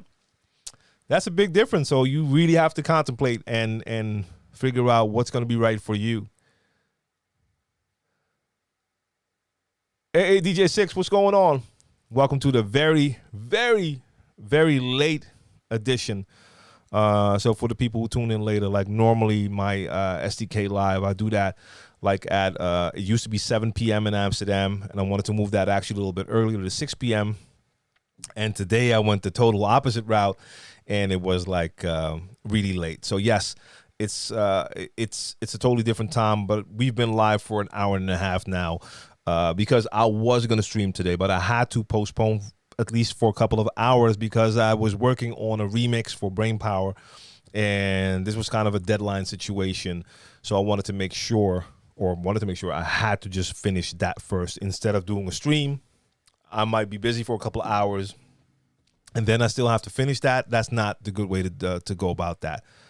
But it is my intention to always stream when I'm supposed to stream. I didn't do it this Sunday for plugging in, which most of you don't watch. But that was a different situation. But that's the only stream where I was like, okay, I might have to skip this one because normally I share my screen while I'm working, but I was not able to do any of that work, so there was no screen to share. But like the mixes, I'm going to be there every time, and basically this Q&A is always going to happen. So if I have to do it a couple hours later, I'm going to do it, but I'm going to be there. And maybe like it could definitely happen. Like one day you'll see me just doing STK live from my phone while I'm sitting in a train. And I'll just do that, and I'll be talking about DJ stuff while people are looking at me. No problems with that. Algorithm can't detect a lot of custom edits. Well, it depends on how custom they are, though. Like you would have to have like a pretty like extensive, like long intro that is really different, because if it's like an edit, but after a couple of bars you hear the normal original tune, that algorithm will still get you. But it's weird. Like I've had people, like two people uploaded the same video, a video they made. For one person, it got blocked and a portion of the audio had to be removed. The other person didn't get that warning. Both like small channels, no connections. Actually, the more connected person was the one blocked. So how that happened, I don't know.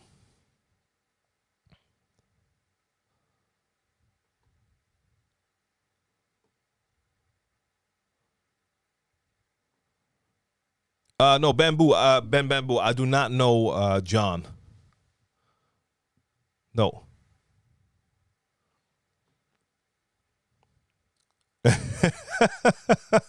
Dylan, was that the autocorrect?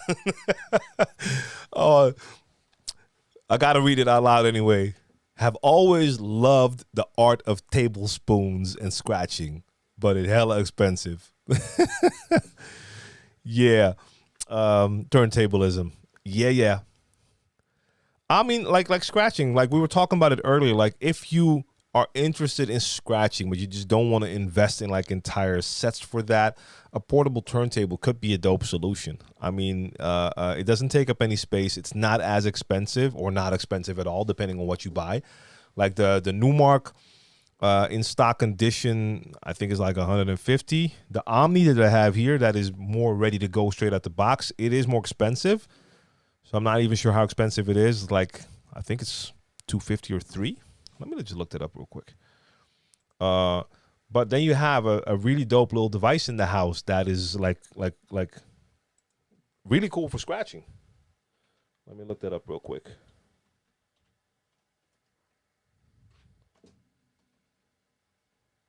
I should know this, by the way, because I looked that price up just the other week. Let's see who's selling it. Where's the Omni? Or do I have to go to Headache Sound? That's the brand. I think I have to check it on their website. Omni. Let me see. Omni. Where's the price? Because I mean, I just remember it's more expensive than a PTO1 scratch. Where's the price? Okay, $350. So yes, you can buy 2 PTO1 scratches for the price of an Omni. So it is definitely more expensive, but you do get a lot more for that. Gus, so the thing is, like here in Amsterdam, we're currently still on that curfew, meaning that you're not allowed outside after 9 o'clock until 4:30 in the morning. There are exemptions when it comes to that for people who work in, let's say, people who work in a hospital. If they have to go do their shift in the middle of the night, they're allowed to travel. There are other ways. So if you work for a company and for work-related reasons, you would have to be outside. You could get like a permission slip, basically. And since I'm self-employed on my own company, I did just find out that I am actually, it's a possibility for me to basically give myself permission to travel for work. So I might actually just try that out today. I have the proper forms here, so I can just fill those in. And it's not like I want to be out all night. So I would just give myself permission to be outside for like 40 minutes so I can do that travel. So I might just do that. It kind of depends on what happens. If I still do too much work now and it becomes too late, then I could just stay and wait till 4:30. But I don't think that's a good idea for me because I have to take a kid to school in the morning. So I have to be up at like 6:30. So yeah, I might just go home and try that out today. So Saul, a couple of people asked it already. Rain 1. I have not tried it. Is it worth to buy? That depends on the person. I think I have no doubt that it's a super dope device, like knowing the tech and seeing what you get. So I think it's super dope. But if it's worth it, it's going to be different for each and every one. So I can't tell you if that's going to be worth it for you. And I don't have the personal experience with it yet, but I know I'd like it a lot. DJ Eat or Yet, what up? Salute. And 99 wants to know, what do you know and think about the Denon Prime 4? That's also one of those devices that I have not tried personally. What I've seen, like feature-wise, and what I've heard, like build quality-wise, I really like it. I really like it. I think that's one of the dopest standalone devices you can go out and get. So, yeah, the options you have with it are really, really dope. For me, feeling is important, so I would still have to try it and feel. Like with the Rain 1, I already know what it's going to feel like. I already know what it's going to feel like. I have a pretty good idea. With the Denon Prime 4, I would definitely like to feel it. But feature-wise, I think it's a really, really dope device. Crooked Chris, what up? What's a good place to find DJ competitions? Been practicing all lockdown and advice for preparing for one. Finding DJ competitions, I don't know. You would have to look online. I mean, of course, there are certain competitions that have been around for a long time and are probably still here, from a DMC to a Red Bull 3 style to recently the Goldie Awards. Maybe there's a lot more also smaller competitions going on online, because I guess like most competitions now would have to be online. So I actually don't have a clue. Advice for preparing for one.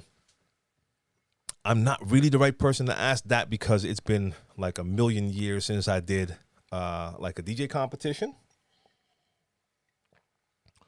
And DJ competitions have changed as well. So it depends on what kind of competition are you entering. Is it like a DMC style turntablism type of competition? Or is it more like, let's say Red Bull 3 style, Goldie Awards? Turntablism is involved, but it's definitely more also going towards just creativity and DJing, party rocking, especially with Red Bull 3 style. So that's a totally different thing. Oh, what? Yo, we got Master Lee in the building. Lee, what up, man? Wow. See, I guess this is the time I have to stream to see you. Like, this is not my normal time for being out here. And now I see you here. Master Lee. That's like one of my fellow Dutch DJ turntablist era people. We've been around forever DJing. So yeah, the routine thing, I mean, that's been a long time for me.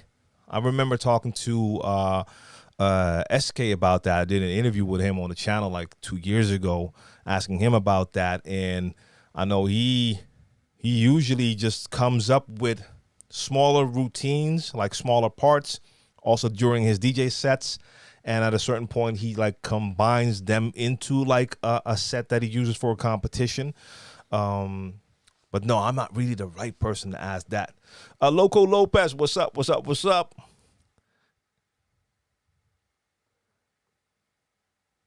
Okay, Darcy, dope.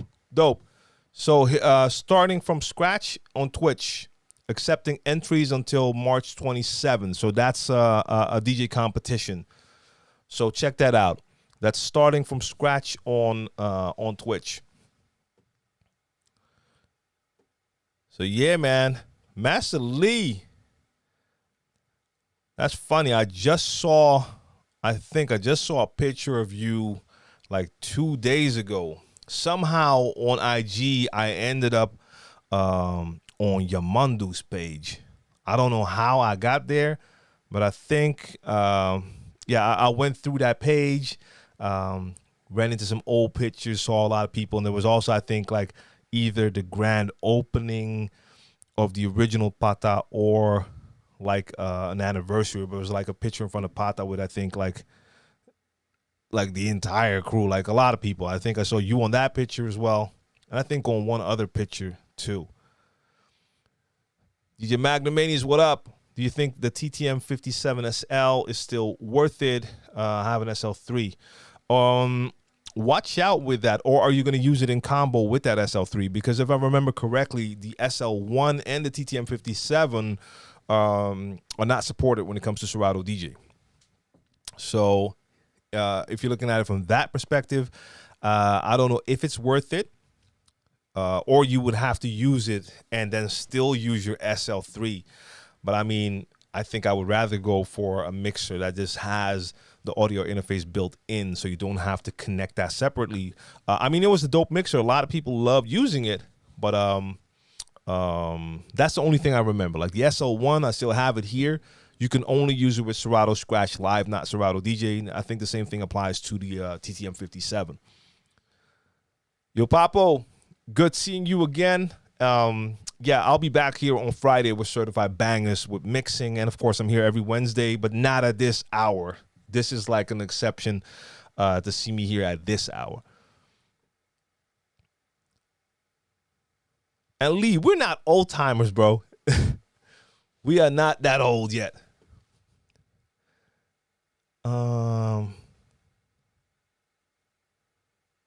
Let's see. I saw something. I just missed it. Okay, now, Midnight, what's the biggest attending crowd you played, and how did this change your view on your career? Biggest crowd. Okay, so I'm not gonna count. Shows I did as a tour DJ. So I'm not gonna count shows with Brainpower. Because if I would count those shows, then we're going like 40,000 and up level shows. Not all of them. Most of them are not that big, but we've done shows that were easily that big and bigger. So if I look at just DJing, I think the biggest crowd would be, I don't know, it was probably I think 7, or the other one was 15,000. Let's stick to the low end and say 7, 8,000. But probably more than that. Did that change my view on my career? No, not at all.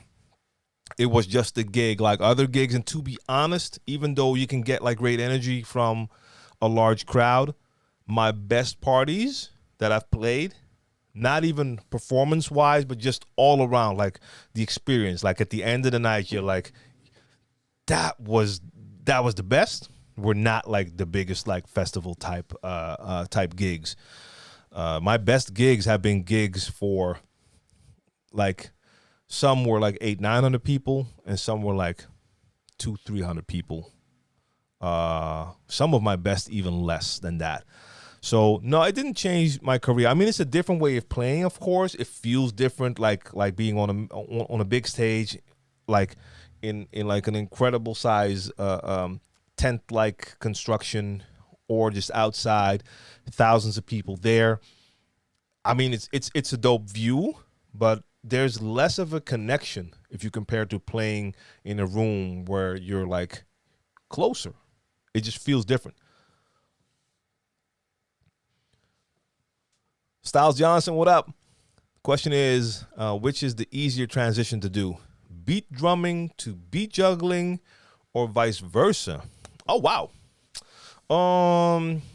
I think that just depends on, it's just a matter of practice. Like if I would have to do it now out of the blue, I think I would prefer going from beat juggle into beat drumming, because a lot of times for a beat juggle, you're in a flow once you get to it. So a lot of times you might do a couple of backspins and then go into a pattern, and going from like a pattern into drumming on some cue points, that would probably be the easier than drumming and then having to go back and straight away go into a juggle. But then again, like I said, if you take the time to practice it, I'm sure you can get it. But if I'd have to think of it now, I would say juggling into beat drumming would probably be easier for me.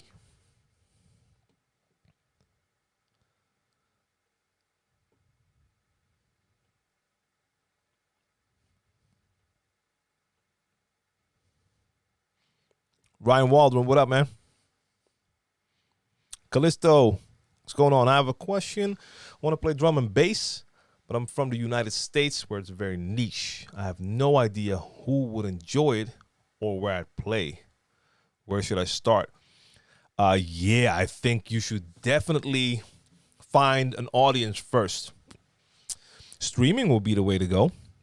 Do some streams to attract some people. Build an audience there. I think that would be the way to go, especially if you know that there's probably not a lot of people in your area that are into it. That's what I would say, like start there. Yeah, like Lee says, man, going back like 25. That's actually correct. Yeah, I think it was like 96, right? Yep. Like seeing the name Master Lee takes me back to the days of when we had fat beats right here in Amsterdam.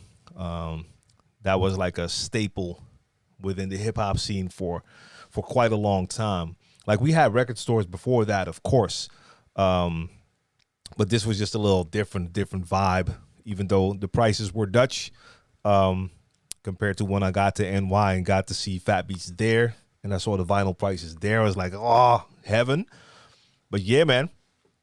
So me and Lee go back. Yo, Lee, should I do this? Yeah, I'm going to do this.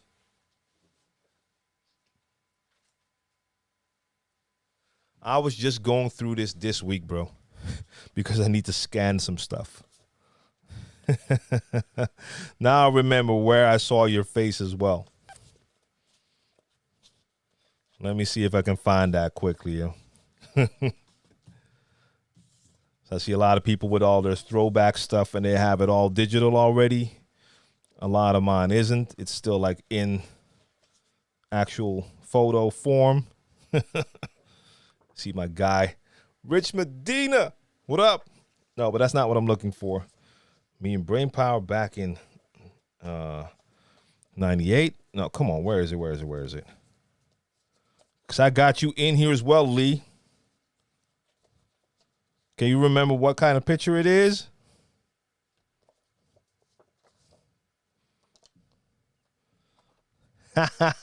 Lee, gang. When we were doing the Euro Top mixtape with DJ Edson, SP, Baby Goldfinger, Wix, you and me. Dude, I was going through music for my stream on Monday, and I ended up not being able to use that because I went with the CDJs. And I don't know how, but I ended up in like a West Coast corner, and I actually just saw the digital version of the Boxcar Session, the Saphir CD. But did I still have that? I know I had it from you.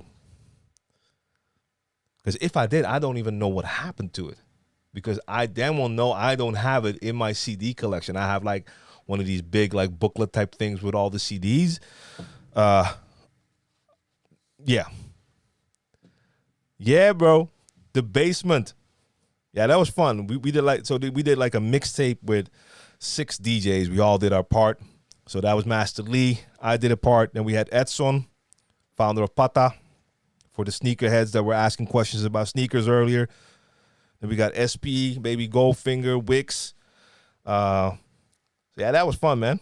We did like a little photo shoot. We went to Central Station as well, I think, taking photos.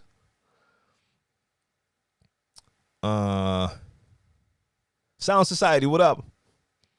Ryan, when did you know DJing was for you?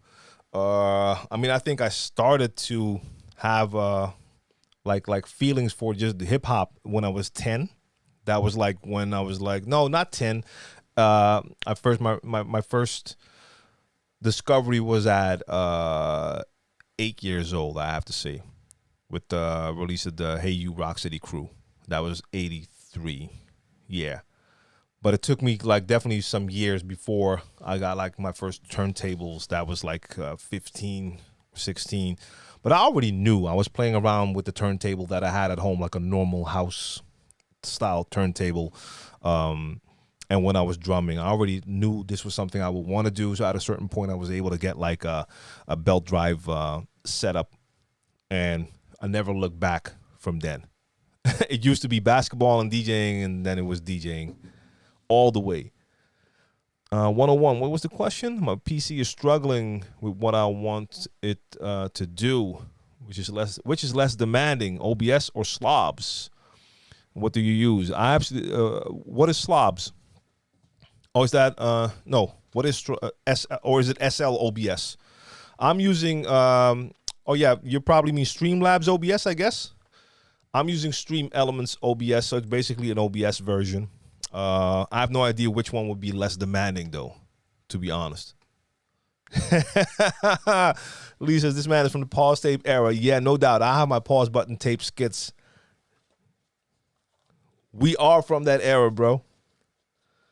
That's the fun thing. We got to experience like the times before these times, which is actually why I appreciate a lot of the technology, because we started before that.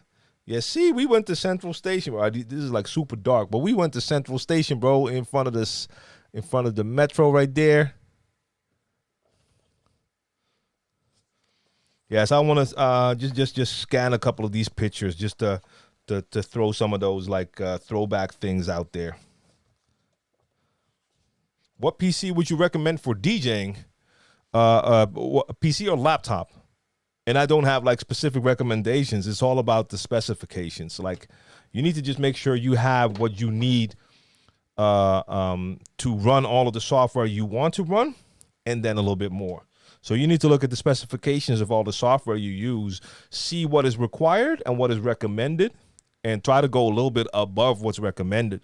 Having plenty of RAM, having enough storage, of course. Now, if you're just going to do DJing, then the GPU, so your graphics card, is not that important. If you want to do streaming and stuff like that, you need to look at the GPU as well. So it's not for me to name specs here. You need to check out what you're going to do. So are you just going to do DJing? Because DJ software often doesn't require that much. But if you're going to do DJing, but you're also going to use it to maybe make beats, maybe do some video edits, everything counts. So then things start to become more important. So you want to have a CPU, a processor that is capable of running all tasks. You need enough RAM on there for sure. And yeah, like graphics card, if you're just going to be DJing, your onboard GPU is probably going to be just fine.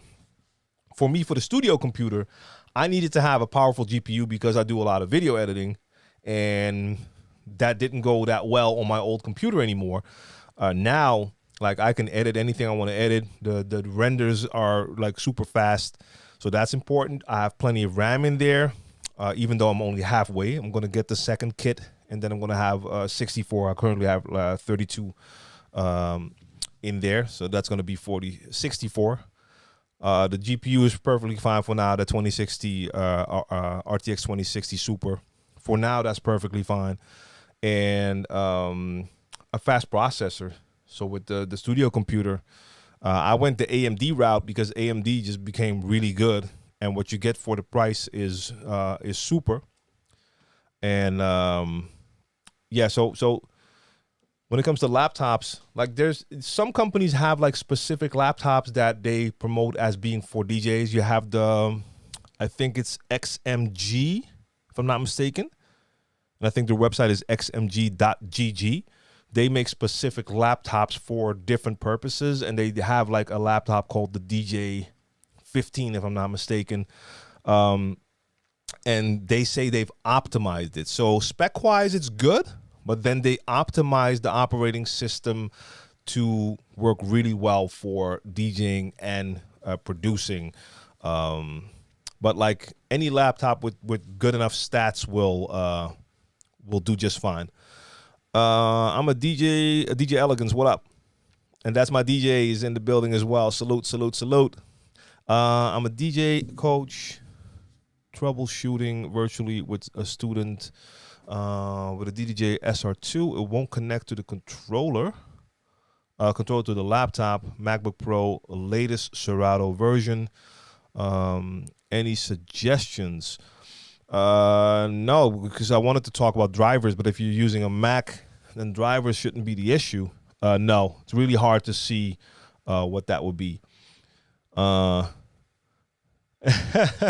Darcy's going straight in for the battle with Windows laptop that will outperform any MacBook. Yeah, that's possible. Also, the new M1s, I mean, they run pretty well, but I mean, I understand. Mulberry says Ryzen rocks. Yes. So I have a Ryzen 9 3900X in the studio computer. Working great, and the price on that compared to the Intel was ridiculous. Ryan, if I use any DJ pools, yes, I use DJ City, and the other one is not a DJ pool, but I use it as a source for streaming, and that is BeatSource. So BeatSource is an online music store, but they have a service called BeatSource Link. And if you have a Link subscription, you can use all the music that BeatSource has, which is way more than any DJ pool can offer. And you can use all of that music within your DJ software. So between those two, I'm actually good. That gives me like anything I need. And if there's a specific song I would like, I can buy it. And I can buy it on BeatSource, or I can buy it like in iTunes or whatever. So no, DJ Elegance, I have no idea. Like troubleshooting that without actually being there, yeah. So Skoji also says the XMG DJ 15 is also free of bloatware. So yeah, they really optimized it to work. Like they have a demo, and the guy is using it. He has like, I think like 2 different DJ software applications open. One like Ableton and another DAW. He has like 3, 4, 5 things open with a DJ set and multiple controllers, and running the whole thing off the laptop. And that seemed to be going really well.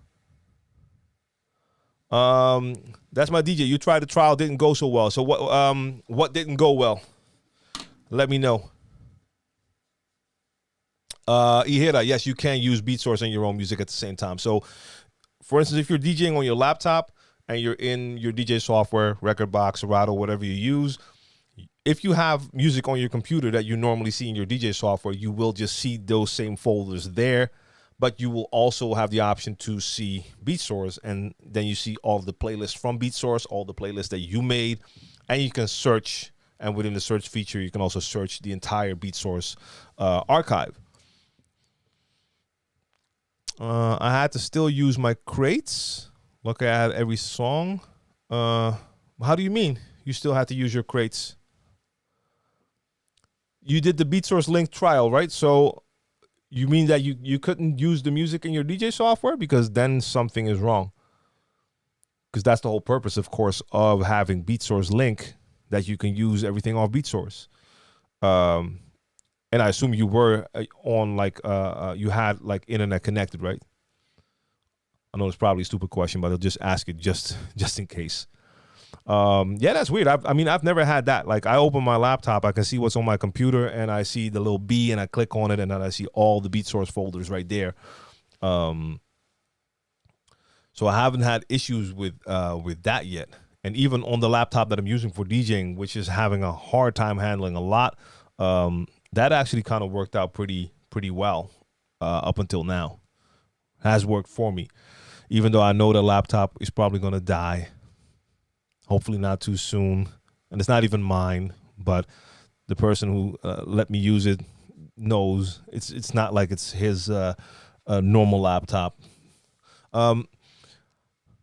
How do you do an Instagram live? How do you mean, like DJing? Because if you need to do just a normal Instagram live, you just go to Instagram and you just hit that plus and say live, and then you can go live. If you want to do a DJ set on Instagram, you could use the telephone, the phone as a camera, and then you would want to connect something to it to get the audio from your DJ set. I mean, you could, if you want to, you could just have the phone, and the phone could be basically your camera, and it records you, and it records the audio in the room. That is the most basic way. The audio is just not going to be that great, because then the microphone from your phone is going to record what comes out of the speakers in the room. If you're not playing that loud, then you're going to hear all of the fader clicks as well. Or if it's too loud, it's probably going to get distorted. But that is like the most basic way. So if you have no extra equipment, no cameras, no capture cards, no audio interface that you can connect to your phone, then you could just do it from the phone. Otherwise, it will be dope to have something like an iRig that you can connect to the phone and the DJ set, because then you're going to have your good audio, and that will help a lot. There are actually also ways that you could use something like OBS and cameras and the whole nine. And then if you use, I think, Yellow Duck, there is a way that you can actually do an Instagram live. But now we're talking about using like different software and hardware and extra services to make that happen. So that's like two opposite sides of that spectrum right there. Is there a spot for a flash drive for the S11? How do you mean? No, it's not like on a CDJ that you can connect like a flash drive. No, I mean it has USB ports. By the way, it does, but actually it has like the USB hub if you want to connect like a couple of devices. I haven't tested that, if I would connect like the S11 to the computer and then put a flash drive in one of those hubs, if it would read it, but then the computer would be reading it. It's not like the S11 is reading it. It's not like it's a standalone player like that.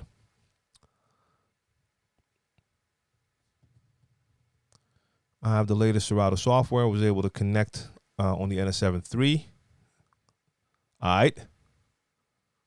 Nice. Yeah, I still need to do that with my NS7 I.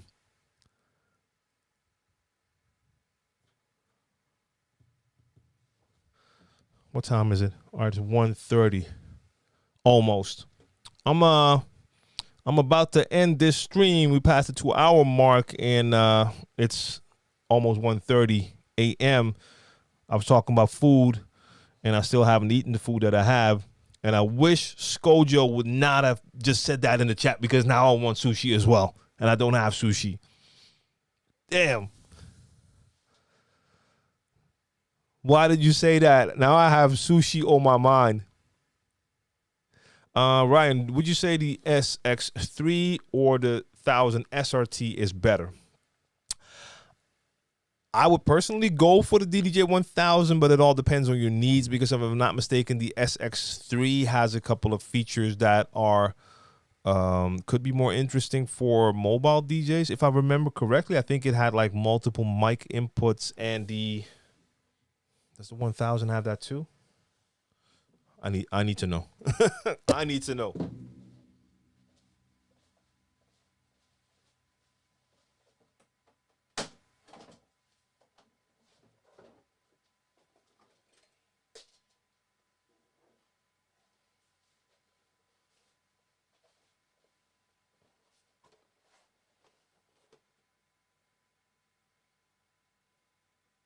Okay.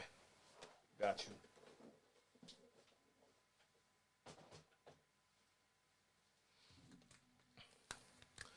So this one has the 1000 SRT has one balanced XLR input for mic and an unbalanced jack. If I'm not mistaken, the SX3 had like better options for that. If I'm just talking like feeling DJ wise, I would go with a 1000, 100,000%. Yeah. Okay. So Kolektiski is in here. You're saying like the SX3 is crap. I mean, I tested it once. I didn't think it was crap, but he regrets buying the one he has. Go with the 1000. Like the 1000 is just newer. I love the jog wheels on that. They feel like CDJ 2000. So really like that. XDJ,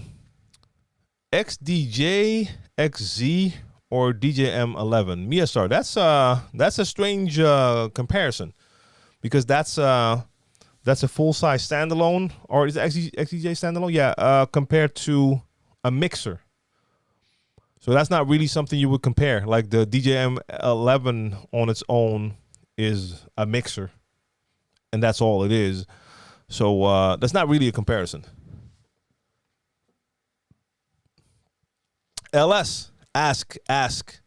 Just ask. Just ask. It's always better to just ask. That's the thing that always holds people back. You can tell that because we're in the chat, like on the internet, when people are behind their keyboard, there's a little bit more of a feeling of like being safe and secure. So people will ask questions. A lot of times I've done a lot of like live speaking gigs with Pioneer, actually. A lot of stuff on during Amsterdam Dance Event and Dance Fair. That's another one here.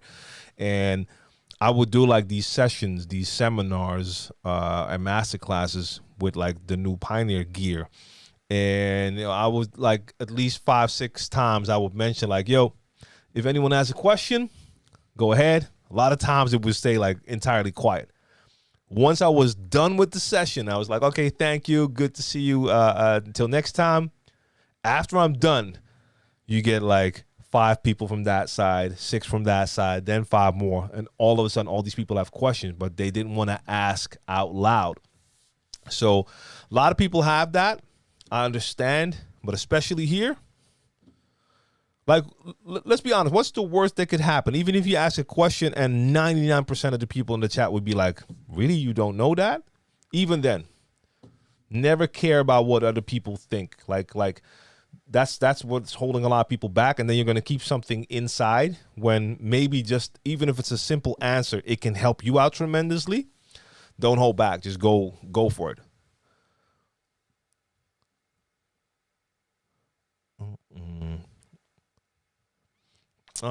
Good lighting for a mobile DJ. Whew, I don't know.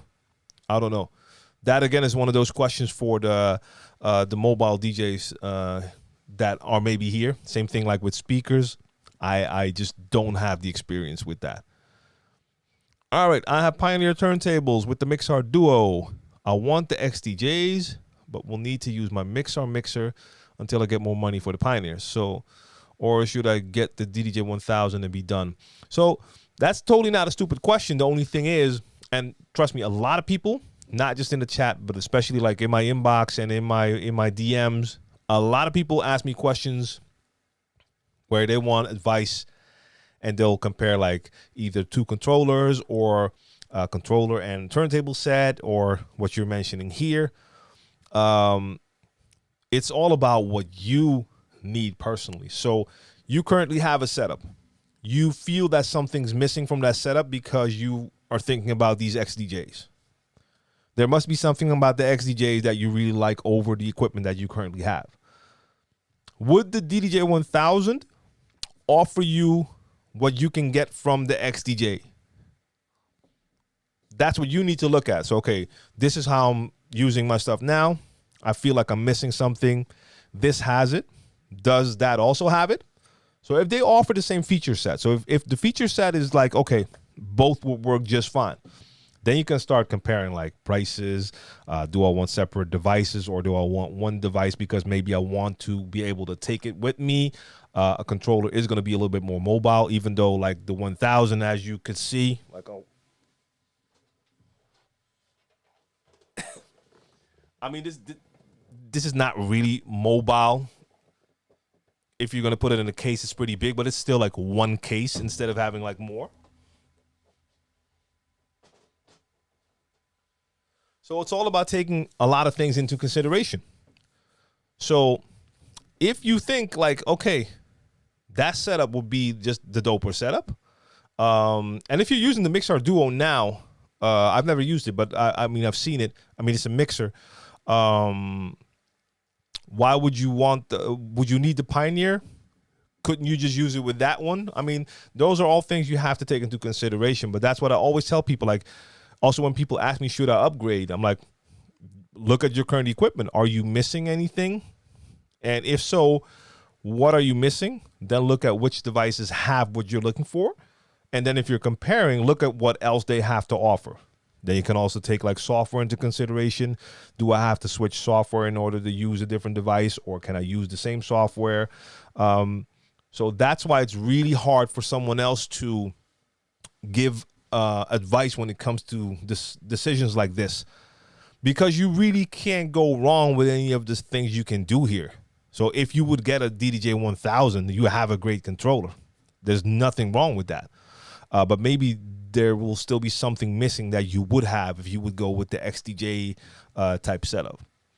So that is basically my advice. You would have to make that list and look at, okay, pros, cons, what am I looking for? What do I need?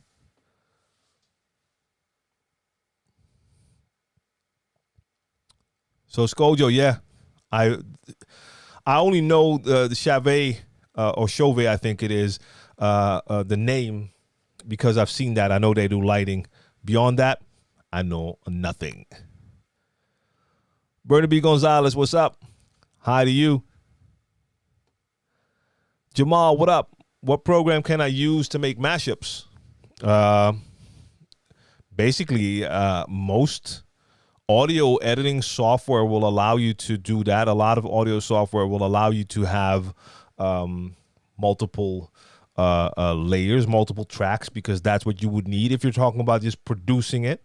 So you could do live mashups when you're DJing, just have an acapella and just take an instrumental from a different song and you mash them up. You have your mashup. But if you want to like do it at home, make a mashup so you can go out and play that. Just some audio editing software. So Audition is a free like wave editor.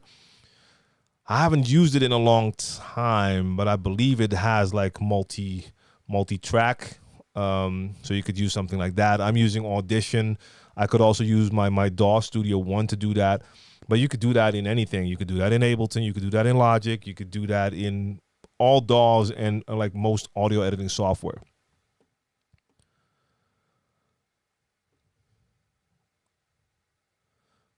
Good headphones for DJing. There's so many. This is so different. Like you see, if you look at DJs, you're going to see like so many DJs rock different headphones. I mean, there's a couple of standards you'll always run into. A lot of people using like Pioneer headphones. The Sennheiser HD25 Mark II was like my longtime favorite as well. Now I use the HDJ 2000 Mark IIs by Pioneer a lot because those are the ones I have. Then I see people that will stick with their Sonys. Other will use Beats by Dre. Some will use like V-Moda. I mean, There's so many brands. I've rocked with basically anything. For me, it's all about the fit. And that's why I don't want to tell people what they need to get. Because headphones do feel different. Some people need on-ear. Some people need over-ear. Some headphones might have great sound, but maybe they don't feel comfortable when you rock them a long time. For instance, I most of the times have my headphones in a really weird position where like one shell is covering one ear and the other one is free. So you end up with something like this, what I would never do with this, but these aren't DJ headphones. These are way too big. And I will have it here. If I do that with these, it will be really uncomfortable because this has like an inside. It's not too comfy. So I don't know. I would never say go get that one because like the Sennheisers, even though like they were some of my favorites, they were on ear. Some people told me they didn't like the way they felt. So maybe I'll tell you like, hey, those are super dope. You go out and buy them. And after like playing for 2 hours, you're like, this feels terrible. So, see what you normally use for headphones and what is a comfortable headphone for you, like feeling wise. And then you can look at reviews to see which ones would actually maybe fit the criteria. Yeah. So Ken Ark says, what DJ pool has the most throwback and new music? So I'm going to say this, and I'm going to say it a lot from now on. And I'll always say, also full disclosure, I work for BeatSource, but I have no stake in BeatSource. So if I didn't think it was dope, I would probably just not talk about BeatSource that much. But since I think it's really dope, I think BeatSource is, if it's all about going out and DJing, then BeatSource and BeatSource Link will offer the most music more than any DJ pool. When it comes to like, if you do want DJ pools because you just want to download the music, have it on your computer, I don't think most DJ pools have like a bunch of throwbacks. Some people say BPM Supreme has pretty nice selection. Franchise Record Pool used to, but now I hear they have less now. I'm not sure. So I don't know when it comes to the DJ pools which one has like the most throwback music. Yes, Goju, the Q1s, I haven't tried those yet. Seen them though.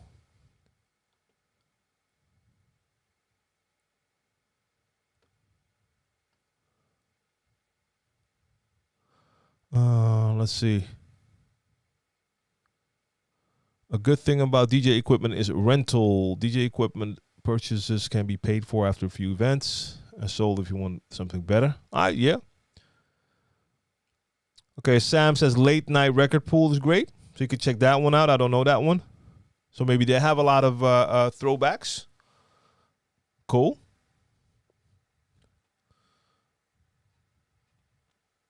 All right, so I'm going to leave y'all at that because now we're 15 minutes later again. It is getting late. I have to get up early. So even if I don't go home and I sleep in the studio, I got to eat and get some sleep another day tomorrow. So let me quickly fix one thing because I always want that on screen.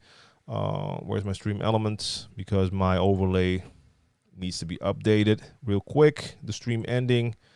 I'm here this Friday again with certified bangers. So boom. Activate. Come on now. Yes. Save. And let me activate that here just so you have it on screen for a sec. There you go.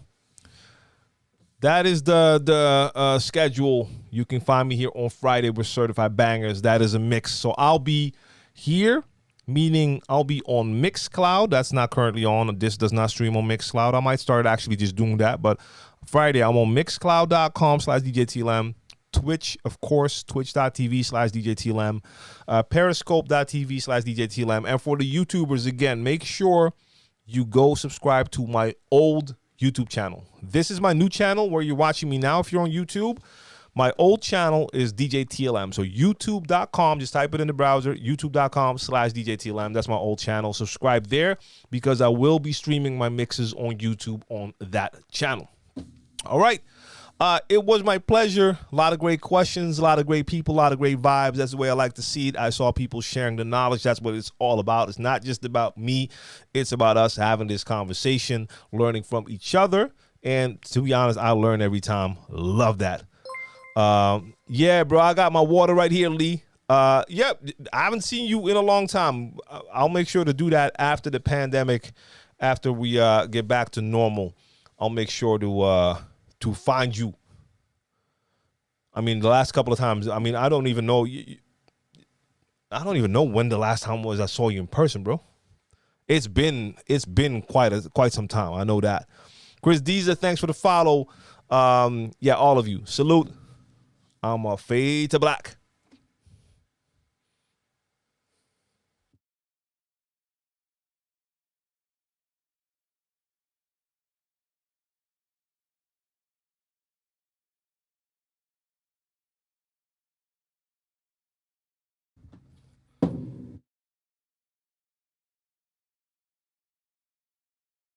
Dimmy, I saw that. Just caught that name. Salute to Dimmy. Peace, bro. Later.